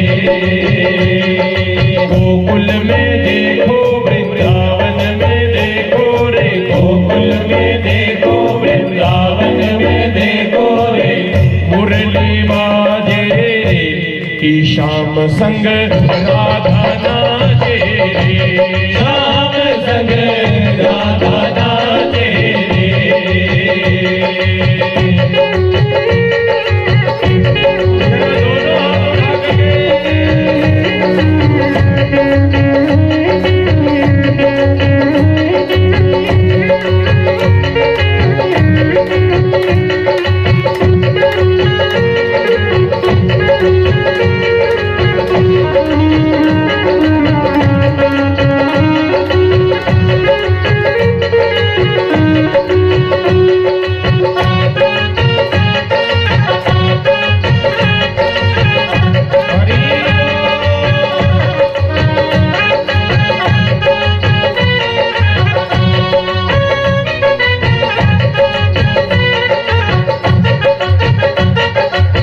छम छम नाचे राधा रानी, सुन के मीठी मुरलिया।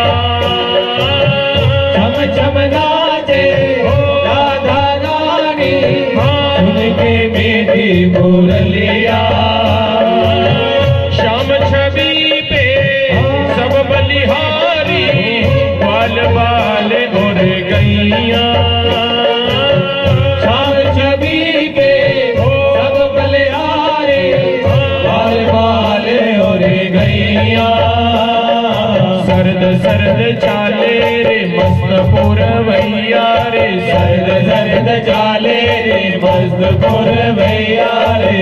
मेघा नाचे रे कि श्याम संग राधा नाचे रे, श्याम संग राधा नाचे रे।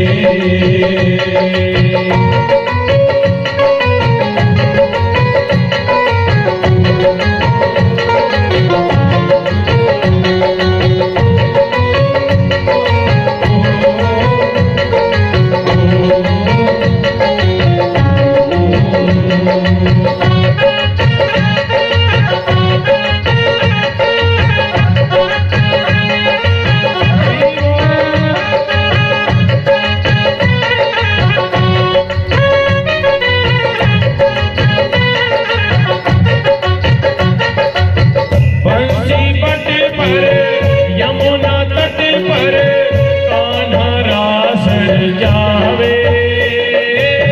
बंसी पट पर यमुना तट पर राधा रास जाए।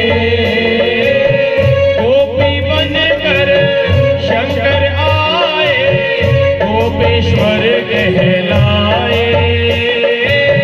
गोपी बन कर शंकर आए, गोपेश्वर कहलाए। डम डम डम डमरू बाजे, कान्हा के मुरली बाजे। डम डम डम डमरू बाजे, कान्हा के मुरली बाजे। सारा जग नाचे रे कि श्याम संग राधा नाचे रे, श्याम संग राधा नाचे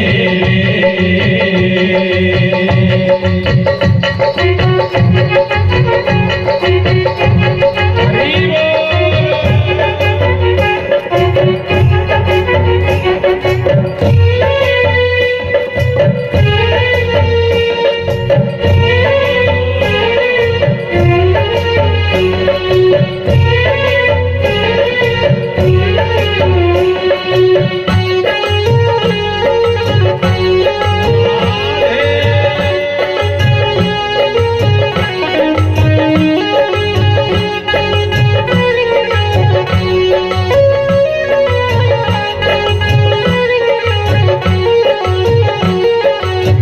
चंद्र किरण सा श्याम सलोना, दो आंखें कजरा रे। चंद्र किरण सा श्याम सलोना, दो आगे कजरा रे। ठुमक ठुमक के गोपी संग नाचे, जग का पालन हारे। ठुमक ठुमक कर गोपी संग नाचे, जग का पालन हारे। राधा तुम्हारे संग, श्यामा तुम्हारे संग, राधा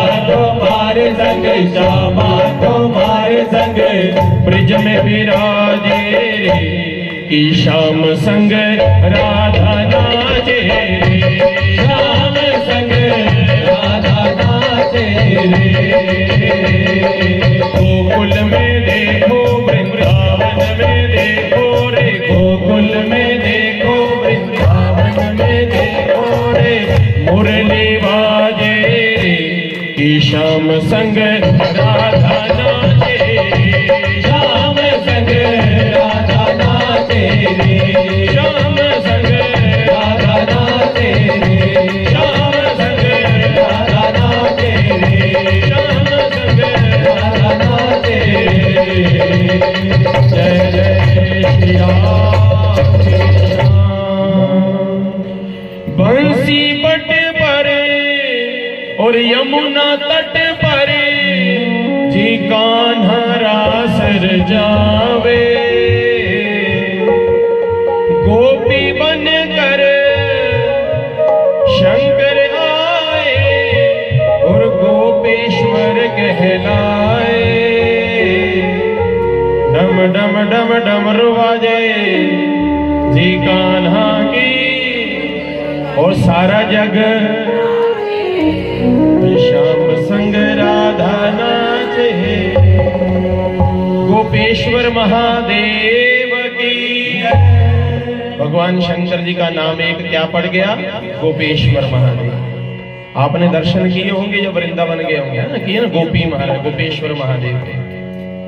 तो इसलिए हे बंधु, भगवान शंकर भी तरसते हैं मैं जाकर के ना ठाकुर जी के साथ नाचूं, जो दुनिया को नचाए महाराज। नाचते नाचते भी अभिमान मत कर लेना। अभिमान हो गया किसको? गोपियों को। भगवान मेरे साथ नाच रहे, मेरे साथ नृत्य कर रहे हैं, और भगवान को प्यारा क्या नहीं है? अभिमान। रंग रूप जैसा भी हो भगवान चलता है। भगवान ने कहा मैंने तो दिया रंग रूप। किसने बनाया रंग रूप हमारा? भगवान ने। अब एक बार जो काला रंग बन गया ना, ये कंपनी वाले तरह तरह की क्रीमें विज्ञापन देते हैं, आप ये क्रीम लगाओ गोरा रंग। इसी के बहाने के लिए लाखों रुपया खर्च कर दिया, फिर भी मुंह धोते हैं सवेरे, फिर वैसा का रंग निकला। रंग दो है। कौन सा? श्याम सुंदर का रंग, श्यामला सुरोना जो रंग है। और माताओं, सबसे बढ़िया रंग परफेक्ट पूरा एकदम किसका है? अच्छा, अंग्रेजों का या साउथ वालों का? भारत वालों का। अंग्रेजों का रंग कैसा? गोरा जी चिट्टा फुल का, कच्चा फुल का, है ना। और साउथ वाले का जड़िया फुल का। और तो अड्डा साडा पक्का ये फुल के। और फुल का राड़ दे वेले के 2-4 दाग पे ही होंगे दाग। और कोई गल नहीं, गुस्सा नहीं करियो। राड़ दे वेले पे ही होने ब्रह्मा जी थे, पर सानू दोनों तरफ से पकाया। और भगवान रहते भी कहाँ है? कोई इंग्लैंड में नहीं रहते, यूरोप में नहीं रहते। भगवान ने जितने भी अवतार लिए सब भारत भूमि के ऊपर लिए। भारत माता की। देवता भी तरसते हैं। और सुन लो भारतवासियों जो भाग रहे हैं, कहाँ जा रहे हैं? पंजाब तो खाली हुआ है और साथ में हिमाचल भी खाली हो रहा है। जहां से बच्चे जा रहे हैं पढ़ाई करने के लिए उन्ना, और उन्ने से सीधे फिर चंडीगढ़, और चंडी से सीधे फ्लाइट। माँ बेचारी बैठी है, मेरा मुन्नू मेरी पूनी कब आएगी? भगवान की कृपा से आज एक ही है, या एक बेटा या 2, और वो भी जाकर के विदेश में माता पिता ने मेहनत की कि बच्चा खूब हमारे पास रहेगा, सेवा करेगा। पढ़ाई हमने ऐसे करवाई कि नौकरी उसको विदेश में मिल रही है। 2-4 साल के बाद फोन आता है एक बार, माँ पापा अब मैं यहीं सेटल हो गया, कल मैंने शादी भी कर ली है। ਹੁਣ ਉੱਥੇ ਦਾ ਜਿਹੜਾ ਭਾਰਤ ਦੇਸ਼ ਦਾ ਮਕਾਨ ਤਾਂ ਖਰੀਦੇ ਨਾ, ਤੂੰ ਰਹਿ ਇੱਥੇ, ਚਾਹੇ ਵੇਚ ਨਹੀਂ ਤਾਂ आ जाए इधर ही। बुढ़ापे में आकर के किसका सहारा चाहिए माताओं? सच बोलना ईमानदारी के साथ में। हृदय जब बुढ़ापा आएगा तो क्या चाहिए आपको? किसका सहारा चाहिए? हाँ, सभी कहे मेरा बेटा होता है ना, तो माँ को सहारा अपने पुत्र का रहता है, अपनी बेटी का सहारा होता है। और बुढ़ापे में और चले गए वो, हम अपने, अरे किस लिए हमारा जन्म, हमारा पालन पोषण किया माता पिता ने। हमारा भी धर्म बनता है कि हम माता पिता की सेवा करें। जिंदगी में माता पिता नहीं मिलते दोबारा, धन मिल जाएगा। आज आपने धन खर्च किया, इसे यज्ञ में मान लो 10 लाख रुपया खर्च किया, बदले में 20 लाख रुपया भी कमा सकते हो, परंतु जो भगवान के चरणों में आपने आज जो समय लगा दिया, ये समय नहीं मिलेगा बार बार। प्रेम से कहो जय श्री कृष्ण। मुझे ये बताना, ये अंग्रेज मंदिर अक्सोन मंदिर कहाँ है? अंग्रेज मंदिर वृंदावन में ना, तो वहां वृंदावन में कौन रहते हैं? वहां अंग्रेज मंदिर में अंग्रेज लोग हैं। माताओं ने साड़ियां पहन रखी हैं, मस्तक के ऊपर तिलक लगा रखा है, कंठी माला, और एक ही मंत्र हरे कृष्ण हरे कृष्ण। उन्होंने इतना अनुभव कर लिया कि पैसे से भगवान नहीं मिलते। अंग्रेजों के पास पैसे की कमी थी क्या? पैसे की कमी नहीं है, परंतु उनको पता कि पैसे से भगवान नहीं मिलते। यदि पैसे से भगवान मिलते तो अंबानी के पास कोई कमी नहीं है, जो 70 करोड़ रुपया दे करके वो भगवान को भी नाचा सकता था, परंतु भगवान नहीं नाचते पैसे के बल के ऊपर। पैसे के बल से भगवान नहीं मिलते। मुझे बताना, पैसे के बल से आप बेडरूम को बना सकते हैं, बेड भी खरीद सकते हैं, उसके ऊपर गद्दा भी लगा सकते हो 10-20 लाख रुपए का, परंतु नींद जो है, नींद कैसे आएगी? पैसे से क्या? पैसे से नींद नहीं आती। जो नींद आपको एसी चला करके अब गर्मियों में नहीं आएगी, वो नींद एक किसान को खेत में काम करते करते भी पेड़ के नीचे एकदम सराहने पा रखे बस सो जाएगा, गहरी नींद सोता है। जो हमें रोटी पचती नहीं है, रोटी खाने से पहले गोली खा रहे हैं, रोटी खाने के बाद फिर गोली खा रहे हैं, वो किसान ऐसे पचा लेता, खेल तो होता है। इसलिए हे माताओं बहनों मेरे प्रभु प्रेमियों, ये भारत जो भूमि है ना, ये देव भूमि है। ये हमारी जो सोमभद्रा नदी है ना, स्वान जो नदी, राम मंदिर में जाते समय रास्ते में, यहाँ लोग आज से 20 साल पहले 25 साल पहले लोग आते थे पंजाब से, तो जब जाते थे ना, मेला भी शुरू होने वाला होलियों का मेला, वहां से जाते समय पानी भर के ले जाते घर में, कहते थे ये गंगा है गंगा। ਹੁਣ ਤਾਂ अम्मा ਅਸੀਂ ਗਵਾਇਆ, ਫਿਰ ਲੋਕਾਂ ਨੂੰ ਥੋੜੀ ਗਵਾਇਆ, ਜੇ ਸਭ ਜ਼ਹਿਰ ਹੀ ਮਿਲਾਇਆ ਉੱਥੇ, ਜ਼ਹਿਰ बोल रहे जहर, कितनी गंदगी फैला दी। उस सोमभद्रा नदी में स्नान करते थे, पीते थे पानी को, जहर गंदगी फैला दी हमने। जमुना जी का जल कितना पवित्र था, अब उस जमुना जी के जल में कालिया नाग, और आज ना जाने कितने कालिया नाग बैठे हुए वहां। इसलिए पहले तो हमें सोचना चाहिए कि हमने क्या क्या करना है, पवित्रता बना के रखनी है। जल जीवन है, जल को व्यर्थ मत गवाएं, अन्न को व्यर्थ मत फेंकें, समय को बर्बाद मत करें, धन की बर्बादी मत करें, इसका सत प्रयोग करें। अब गर्मी आ रही है, गर्मियों में ऐसे मत जल फेंकते रह करो, जल क्या करना, उसका सत प्रयोग करना। प्रेम से कहो जय श्री कृष्ण। भागवत जी में प्रसंग आता है माताओं, नाचते नाचते सब गोपियों को हो गया अभिमान कि भगवान मेरे साथ नाच रहे, मेरे साथ नृत्य करे, और भगवान को प्यारा क्या नहीं है? अभिमान। तुरंत भगवान ने एक गोपी अपने साथ ले, जिसको अभिमान नहीं हो तो भगवान अंतर ध्यान हो गए। वो एक गोपी कौन है इसका नाम नहीं लिखा गया, परंतु गुरुजी कहते हैं वो एक गोपी कौन हो सकती है? श्री राधा जी ही हो सकती है। उसे एक गोपी को अपने साथ लिया, भगवान अंतर ध्यान हुए, और जब भगवान अंतर ध्यान हुए तो सब गोपियां रोने लगी, हरिओ प्रभावती, हरिओ विशाखा, हरिओ ललिता, हमारे प्राण वल्लभ कहाँ चले गए? अभी तो हमारे साथ नृत्य कर रहे थे, अजी मेरे साथ भी नृत्य कर रहे थे।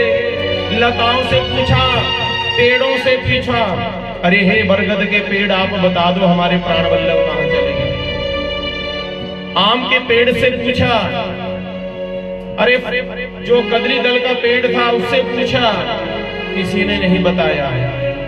परंतु फिर किससे पूछा? इस तुलसी से पूछा, री बहन तू ही बता दे हमारे प्राण वल्लभ कहाँ चले गए, क्योंकि तेरे सिवा तो वो भोजन भी ग्रहण नहीं करेंगे।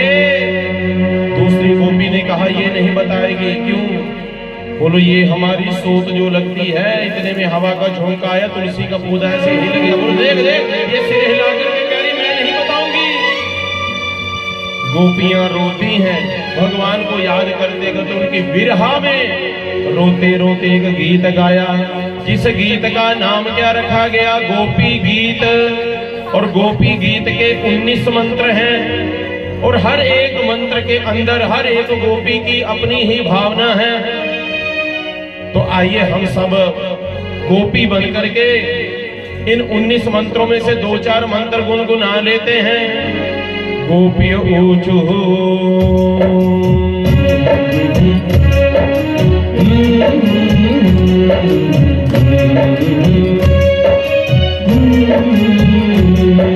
जयति तेदिकं जन्मना व्रजा श्रेयत इंदरा शाश्वतत्रहि।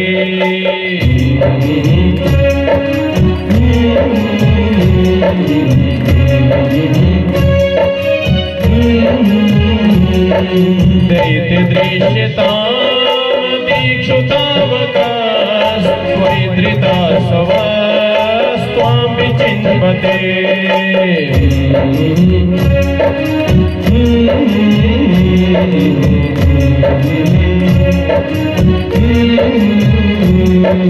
शरदुदाशये साधुयातसा सर्जिजोदरा श्रीमुषादृशः।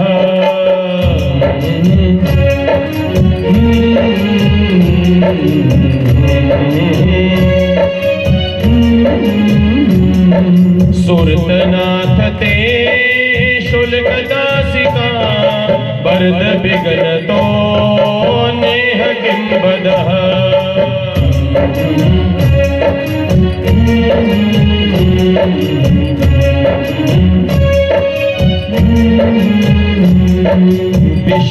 विषजलापयाद व्याल राक्षसाद वर्ष मारुताद विद्युनातलाद।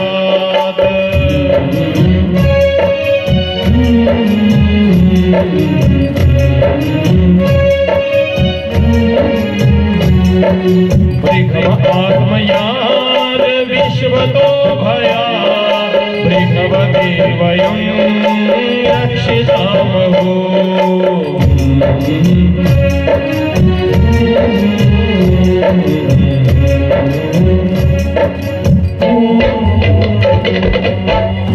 जयति तेदिकं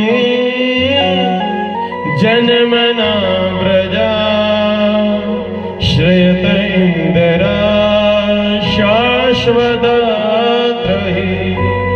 गोपियां कहती है भगवान से, जयति तेदिकं, जब से हे कन्हैया आपने यहाँ जन्म लिया है, कहाँ? इस ब्रिज भूमि के ऊपर।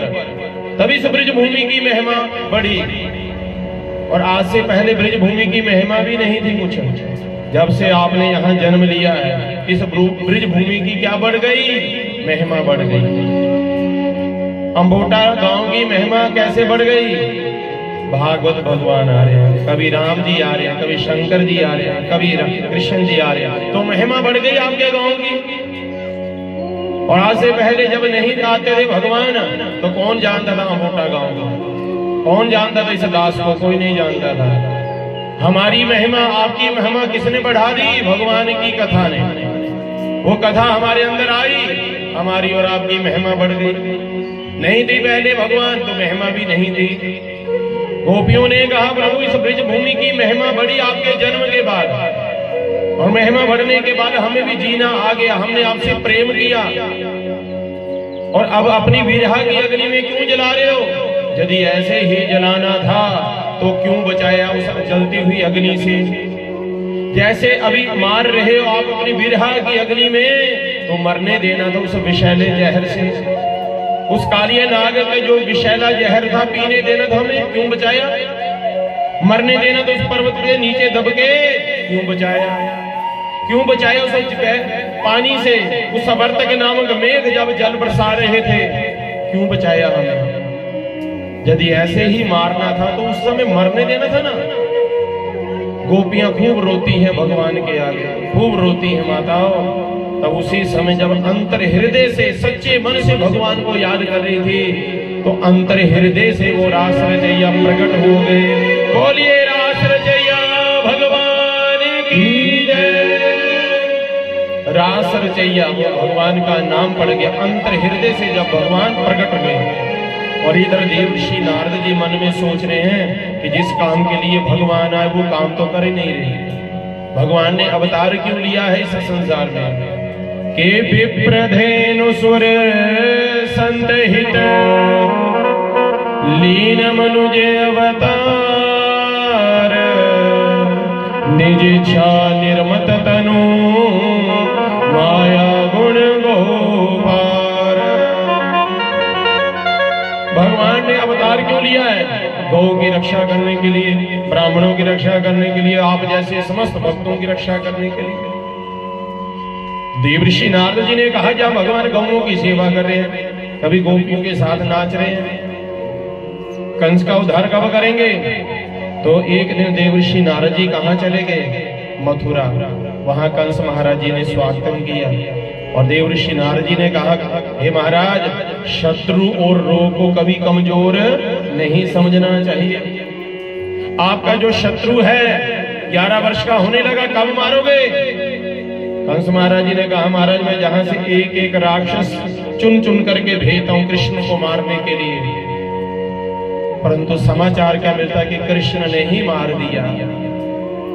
आप महात्मा हैं, कोई युक्ति बताइए हमें। तो देवर्षि नारद जी ने कहा, हे कंस महाराज जी, आप एक यज्ञ किया आयोजन कीजिए, एक मेले का आयोजन कीजिए, मेले में बुलाओ उस कृष्ण और बलराम को, धोखे से मार देना। और निमंत्रण लेकर के किसको भेजना? अक्रूर जी को। ठीक है महाराज, अक्रूर जी को बुलाया अगले दिन, कहा अक्रूर जी आपने एक छोटा सा काम करना है, क्या? आपको वृंदावन धाम जाना। क्यों? अक्रूर जी आपको पता ही है वो कृष्ण मेरा काल है, मैं यहाँ से एक एक राक्षस भेजता हूँ चुन चुन करके कृष्ण को मारने के लिए, परंतु समाचार मिलता क्या कि कृष्ण ने ही मार दिया। आप जाइए यहाँ से, निमंत्रण लेकर के जाइए, कृष्ण को दीजिए, कहना जाकर के आपको मामा जी ने बुलाया है यज्ञ में, और जब यहाँ आ जाएंगे मैं धोखे से मार दूंगा। अक्रूर जी ने कहा, क्षमा करें महाराज, ये कर्म मैं नहीं करूंगा। क्यों? मुझे मरना स्वीकार है, परंतु ये कर्म नहीं करूंगा। तो कंस ने तलवार उठा ली, मरने के लिए हो जाओ तैयार। तब अक्रूर जी ने मन में सोचा, मैंने मरना तो है, आज नहीं तो कल, कल नहीं तो परसों, क्योंकि मैंने जन्म कहाँ लिया है? मृत्यु लोक में। हमने और आप सबने भी जन्म कहाँ लिया है? बोलो, मृत्यु लोक में जन्म लिया है। तो हमारी मृत्यु निश्चित है, जिसने जन्म लिया उसकी मृत्यु निश्चित है। तभी तो नाम क्या पड़ा इस लोक का? मृत्यु लोक नाम पड़ा है। मरना है सबने एक न एक दिन, समय बीतता जा रहा है, समय नजदीक आ रहा है। जब मर जाएंगे ना हम सब, तो जिस घर को, जिस महल को आपने जिंदगी भर की कमाई लगा दी ना बनाते बनाते, उस घर में, उस महल में हमारा बेटा हमें एक रात भी नहीं रखेगा। एक रात रख भी लेंगे ना तो दूसरी रात को आते पहले पहले, हाँ ये सत्य है। जिंदगी भर की कमाई लगा दी आपने घर को बनाने के लिए, परंतु उस घर में हमें नहीं रखा जाएगा। असली घर तो वो हमारा कहाँ है? हाँ, जिसको देखते आपको डर जाते हैं। यदि किसी को ज्यादा अहंकार हो ना, ज्यादा अहंकार हो, अभिमान हो, तो जरा दिन में 2-4 चक्कर लगा ले करो, फिर किधर दे? शमशान घाट दे जाके ना, सारा थोड़ा अभिमान ना दूर हो जाना। उठा जाके क्या सोचना, इधर नो मेरे पैर होने, इधर जी नो सिर होना, अच्छा इधर ही आंदे आ गया है ना, अच्छा मैं यहाँ जली जाना। तो 2-4 मिनट बैठना, सोचना, तो चुप करके घरे नु आ जाना, फिर सारा अभिमान थोड़ा दूर हो जाना। काहदा अभिमान है? हुण साडे अम्मा पे साह रुकी जावे तां क्या करी लेना? ले जो चक्की क्या जो कह रहे मेरा तेरा ऐसा नहीं होगा वैसा होगा, ये बंटवारे लड़ाई झगड़े सब खत्म। फिर क्या चेता रहंदे आदमी बड़ा अच्छा था। असी तुसी जानने हो अंतिम संस्कारां दे ऊपर सबको एक ही बात मिलती है सुनने के लिए, जैसे भी था आदमी अच्छा था, ये बेबे बड़ी अच्छी थी। वो सारे जेडे अवगुण होंदे ना वो खत्म होंदे, सारे अंदर क्या दिखाई दिंदे? गुण ही गुण दिखाई दिंदे सारे। अवगुण नहीं कोई दिखदा उस टाइम। उस टाइम किसी ने भी अब गुण नहीं दिखाई देता, सबको क्या दिखाई देते उसके अंदर, गुण ही गुण दिखाई देते हैं। साड़ी अम्मा बड़ी अच्छी थी, साड़ी बेबे बड़ी अच्छी थी, कदी नहीं किसी ने माड़ा बोलती थी, कदी नहीं। मैं बोलता मरना ही अच्छा फिर था, मरने के बाद ही गुण तो सुझते, जींदे जींदे नहीं सुझते गुण किसी अंदर, जींदे जींदे सारे अंदर अब गुण सुझते। ये मेरी सस बुरी, मेरा सोहरा बुरा, मेरी बहू बुरी, मेरा घरवाला बुरा, मेरा भाई, मेरा पड़ोसी, मेरी चाची, मेरा भाई, मेरा फलाना, तो सारे अंदर बुराइयां बुराइयां। साडे अंबोटे का पुराना बेड़ा बुरा, वो फलाना महला बुरा, वो गगरेटे वाले बुरे, वो फलाना, मेरी मासी, मेरी नानी, मेरी चाची, और मरने के बाद सारी कहानी खत्म। अंबोटा वालों, आपसे एक बात पूछूं, एक आदमी खड़ा है और एक दौड़ रहा है, एक रेस लगा रहा है, फुल स्पीड से भाग रहा है, और एक धीरे धीरे चल रहा है, मजे में कौन सा है? जो धीरे धीरे चल रहा है वो मजे में है, और दौड़ने वाला उसको पसीने पड़ रहे हैं। अच्छा, एक धीरे धीरे चल रहा है और एक जगह खड़ा दूसरा आदमी, मजे में कौन है? जो खड़ा है वो मजे में है, चलने वाला मजे में कहाँ है? अच्छा, एक खड़ा है और दूसरा बैठा हुआ है, मजे में कौन है? बैठने वाला मजे भी है। अच्छा, एक बैठिया, एक मजे भी केड़ा। अच्छा, एक लम्मा पिया तो एक सुतिया, अखा नींद आई घराटे मारी करता, मजे भी केड़ा। सादा वास्ते तो सो जाओ। अच्छा देखो, एक गल तुहानू सारे नू पता, जब भी कभी एक्सीडेंट होता है, कोई चोट लगती, सान ऑपरेशन होता साडा, तो डॉक्टर एक ऐसा इंजैक्शन लगाते जो शरीर साडा क्या हो जाता, सुन्न हो जाता। फिर चाहे साडा कोई लत्त बड्डा, कोई बांह बड्डा, कुछ भी डॉक्टर कर ले, कोई पता नहीं लगता। लगता माता नहीं ना पता लगता, क्यों नहीं लगता? सुन्न हो जाता। तो तुसी सुन्न किहदे नाम च हो? भगवान दे नाम च। शून्य वो नशा भगवान की भक्ति का चढ़ जाए, बस फिर ऐसा नशा चढ़े तो जिंदगी भर में हम क्या, सबके अंदर भगवान यत्र तत्र सर्वत्र, सब जगह भगवान दिखाए।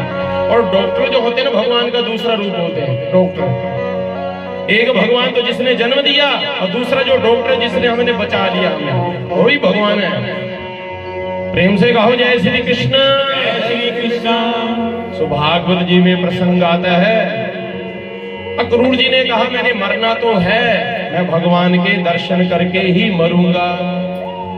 चल पड़ा अक्रूर, सुबह से शाम को पहुंचा, और जैसे शाम को पहुंचे ना, तो भगवान श्री कृष्ण जी गौशाला से गौ सेवा करके आ रहे थे। भगवान श्री कृष्ण जी ने प्रणाम किया, अक्रूर जी ने हृदय से लगा, और चाचा जी कुशल मंगल हैं? अक्रूर जी ने कहा सब कुशल मंगल हैं, परंतु मैं आपके लिए निमंत्रण पत्र लेकर के आया हूँ। आपके श्री मामा कंस जी ने आपको बुलाया है, मथुरा में ये निमंत्रण पत्र लेकर के आया हूँ। जब ये बात सुनी तो भगवान श्री कृष्ण जी कहते हैं, चाचा जी ये बात जाकर के मेरी माँ को मत बताना। क्यों? और नहीं तो माँ मेरी जाने नहीं दूंगी, जाने नहीं देगी वहां, क्योंकि माँ को पता है कि मैंने अपने पुत्र का पालन पोषण कैसे किया है। शाम हो चुकी थी, अंधेरा होने वाला था। जरा ध्यान पूर्वक सुनना, ये भागवत जी का मुख्य प्रसंग है, जरा ध्यान पूर्वक। जैसे ही बंधुओं भगवान श्री कृष्ण जी, बलराम जी और अक्रूर जी महलों में प्रवेश करते हैं, माँ यशोदा जी ने जैसे देखा तो माँ यशोदा जी की दिल की धड़कन बढ़ गई। जैसे माँ यशोदा ने देखा, दिल की धड़कन क्यों बढ़ी?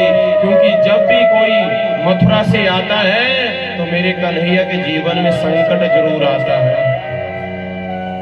माँ यशोदा जी ने चरण धुलाए, आसन के ऊपर बिठाया, जलपान करवा करके भोजन तैयार कर दिया माँ यशोदा ने, परंतु भोजन में मन नहीं। मन तो कहाँ था? कन्हैया के अंदर। भोजन ग्रहण किए, इतने में नंद बाबा जी भी आ गए। नंद बाबा जी ने भी आकर के भोजन ग्रहण किया, सबने इकट्ठे बैठ करके प्रसाद पाया और तुरंत उठ करके अपने कक्ष में चले गए। माँ की दिल की धड़कन बढ़ी हुई थी, ना जाने क्यों आए हैं, परंतु भीतर कक्ष में बैठे हुए नंद बाबा जी ने अक्रूर जी से पूछ लिया, और भैया मथुरा में सब कुशल मंगल हैं?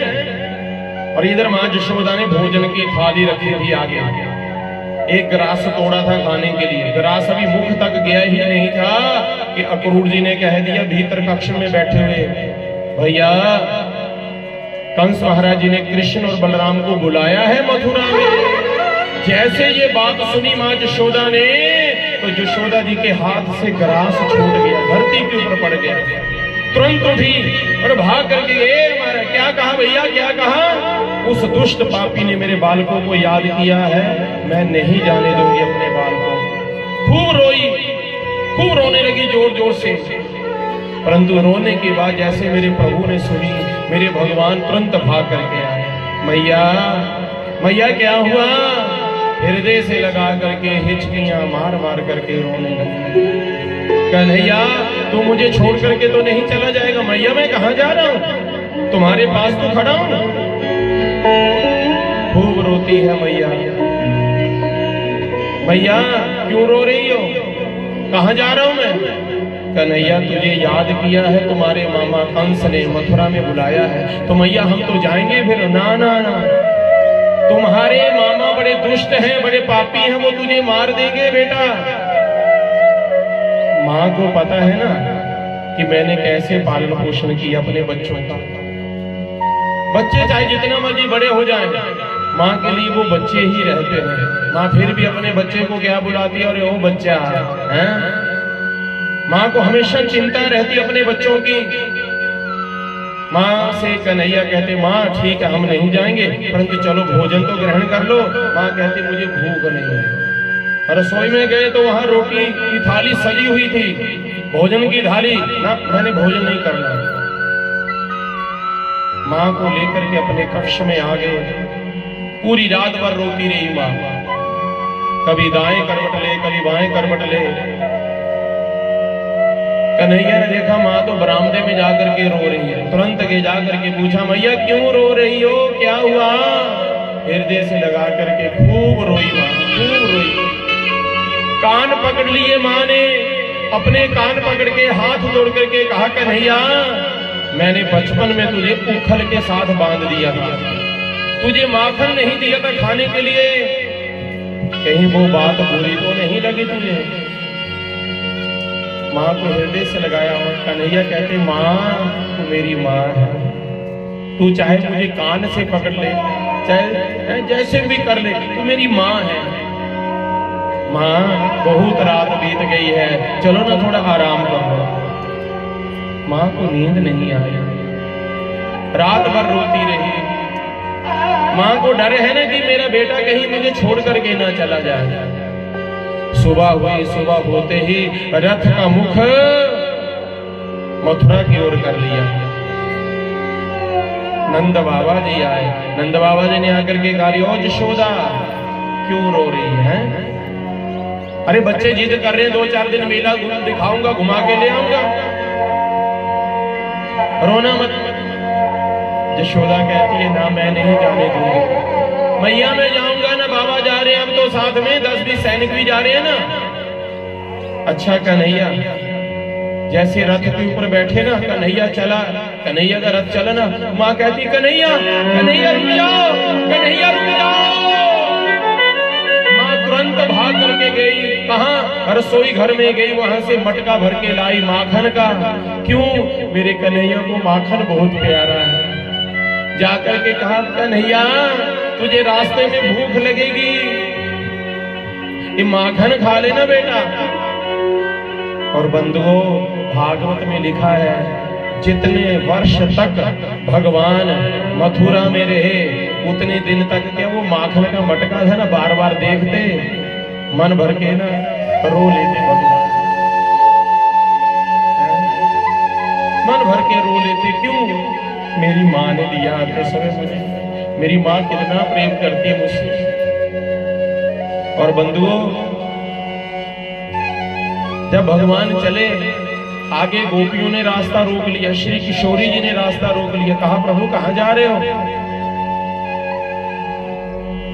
भगवान रथ से नीचे उतरे, कहा मैं अपने मामा जी के घर जा रहा हूँ।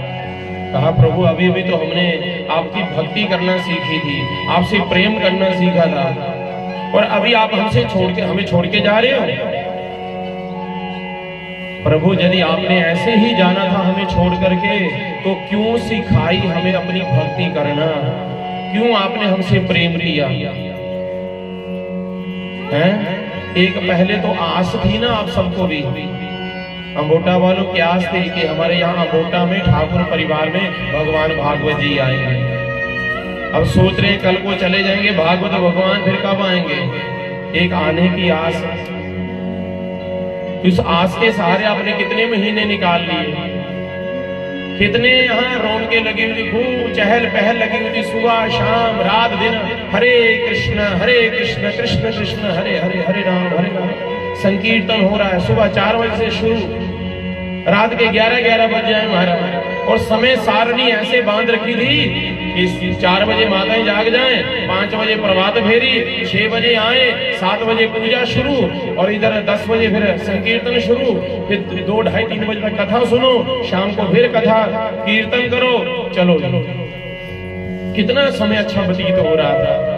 और जब सोचेंगे कल किसके सहारे, कल शाम को क्या करेंगे, तो चिंता मत करना मोटा वालों। 2 अगस्त को हमारी माई के ऊपर ठाकुर जी की कृपा हुई, तो 2 अगस्त को यहाँ अपने आपका मंदिर है ना जो अम्बोटा में, देवी माता जी का अंबिका नगर मंदिर, वहां 2 अगस्त को महाशिव पुराण कथा शुरू होगी। 2 अगस्त को शोभा यात्रा, 3 अगस्त को महाशिव पुराण की कथा होगी। और ना जाने उससे पहले आ जाए वो पता थोड़ी है, किसी ने हमको बुला लेना, और कब बुला ले को पता नहीं है। प्रेम से कहो जय श्री कृष्ण।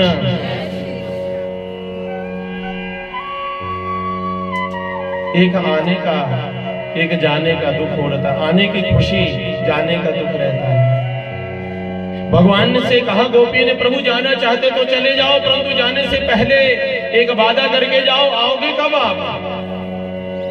भगवान के ओंठे फड़फड़ाने लगे, कब बताऊं कब आऊंगा, हैं? तो फड़फड़ाते ओंठों से शब्द निकल गया, मैं परसों आऊंगा, मैं परसों आ जाऊंगा, परसों।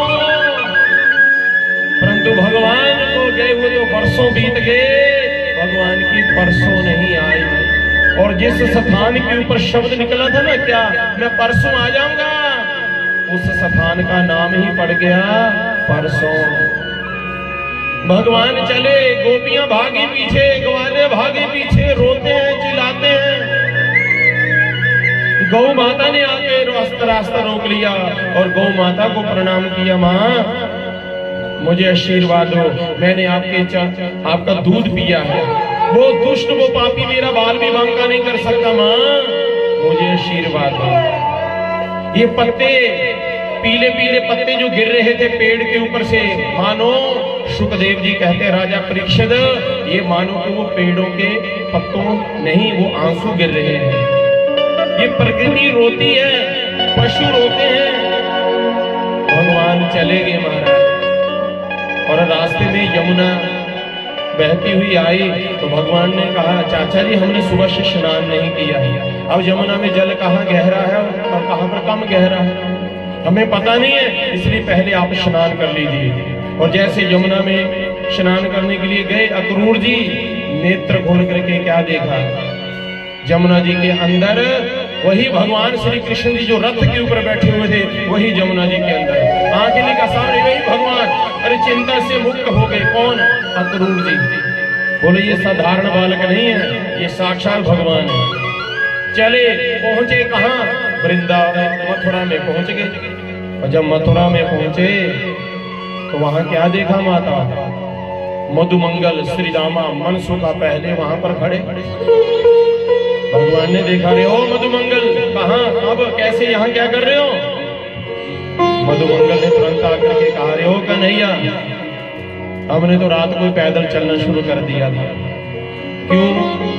देख कन्हैया तेरे सिवा हमारा कोई नहीं इस दुनिया में, तेरे सिवा कोई नहीं इस दुनिया में हमारा। कन्हैया हाँ, हमने तो रात को पैदल चलना शुरू कर दिया था, हमें पता था आप हमें छोड़ करके चले जाओगे। सांसों के बगैर कुछ पल जीवित रह लेंगे कन्हैया, पर तेरे सिवा हम एक क्षण मात्र नहीं रह सकते। सुनो कन्हैया, तुम्हारे मामा कंस यहाँ मथुरा के राजा है, और राजा महाराजों के बच्चे कैसे रखे जाते महलों में हमें पता है। उनके लिए अलग एक कमरा दिया जाता है, उनके लिए अलग 2-4 दास दासियां दिए जाती हैं। भोजन बनाने वाली अलग, झाड़ू पोछा लगाने वाली अलग, कपड़े धोने वाले अलग। देख कन्हैया, हम तेरे कमरे के ना झाड़ू पोछा लगा दिया करेंगे, तेरे चरण दबा दिया करेंगे, तेरे कपड़े धो दिया करेंगे। हमें अपने साथ ले चलना, अपने साथ ले चलना कन्हैया। तेरे सिवा कोई नहीं है हमारे इस दुनिया में, बस। भगवान ने कहा अच्छा तो चलो हमारे साथ, जो होगा देखा जाएगा। श्री रामा ने कहा ठीक है फिर चलो। जब चले दौड़ी दूर गए ना आगे, मधुमंगल ने कहा कन्हैया एक बात कहें आपसे, बुरा ना मानो तो। हाँ हाँ कहो कहो। कन्हैया देख तेरे मामा मथुरा के राजा है। हाँ हाँ राजा है। तो तेरे मामा आपसे पूछेंगे कौन है ये तुम्हारे साथ 5, 10, 20 लोग आए हुए। मैं कहूंगा मेरे सखा हैं। शर्म नहीं आएगी आपको कहते हुए? क्यों? अरे भाई हमारे फटे पुराने कपड़े, धोती भी पुरानी है? शर्म नहीं आएगी आपको? क्यों करूं शर्म? कन्हैया यार कपड़े की व्यवस्था तो कर दे भाई। भगवान ने कहा चिंता मत करो, चलो मेरे साथ। कहा? धोबी के पास। तो धोबी के पास ले गए। धोबी से कहा भैया मेरे मित्रों के वस्त्र धो दो। धोबी ने कहा मैं कंस का धोबी हूँ, आग वालो मैं आपको कपड़ों से धो देता हूँ। भगवान ने कहा मेरे मित्रों को ऐसा कहा तूने, दुष्ट पापी दुराचारी। भगवान ने पकड़ा धोबी को, ऐसा धोबी पकड़ कर गया, ऐसा धोबी थोड़ा मुझसे नीचे पछाड़ रखा, गोविंदाए नमो नमः। कहा भाई हे मधुमंगल। हाँ कन्हैया बोलो। जहाँ राजा महाराजाओं के बच्चों के कपड़े आए होंगे धोने के लिए, हाँ उठाओ वही पहन लो। अब राजा महाराजाओं के बच्चे कैसे होते हैं आप सबको पता ही है, खुले भटूरे साई, एकदम तंदुरुस्त। और मधुमंगल श्री राम है दुबले पतले। जब उनके कपड़े पहने तो नीचे धोती पहनने की भी जरूरत नहीं। मधुमंगल ने कहा देख नहीं भैया इससे अच्छे तो हमारे अपने वस्त्र अच्छे थे। भगवान ने कहा चिंता मत करो, चलो। कहाँ? दर्जी के पास चलते हैं। तो दर्जी के पास ले गए। भाई दर्जी मेरे मित्रों के वस्त्र जरा बढ़िया फिटिंग कर दो जरा इसकी। दर्जी भगवान का प्रिय भक्त था। तुरंत देखते ही देखते बढ़िया वस्त्र सिलाई कर दी। और दर्जी से कहा भाई बता तेरी क्या सेवा करें। दर्जी को याद आ गया कौन? धोबी, उसकी क्या सेवा करके आया, कहीं मेरी ऐसी सेवा ना कर दे। कहा भाई कन्हैया अपना आशीर्वाद मुझ पर रखना, यही हमारी सेवा होगी। भगवान ने कहा दर्जी जा, मेरा आशीर्वाद है तेरे ऊपर। आगे कलयुग आने वाला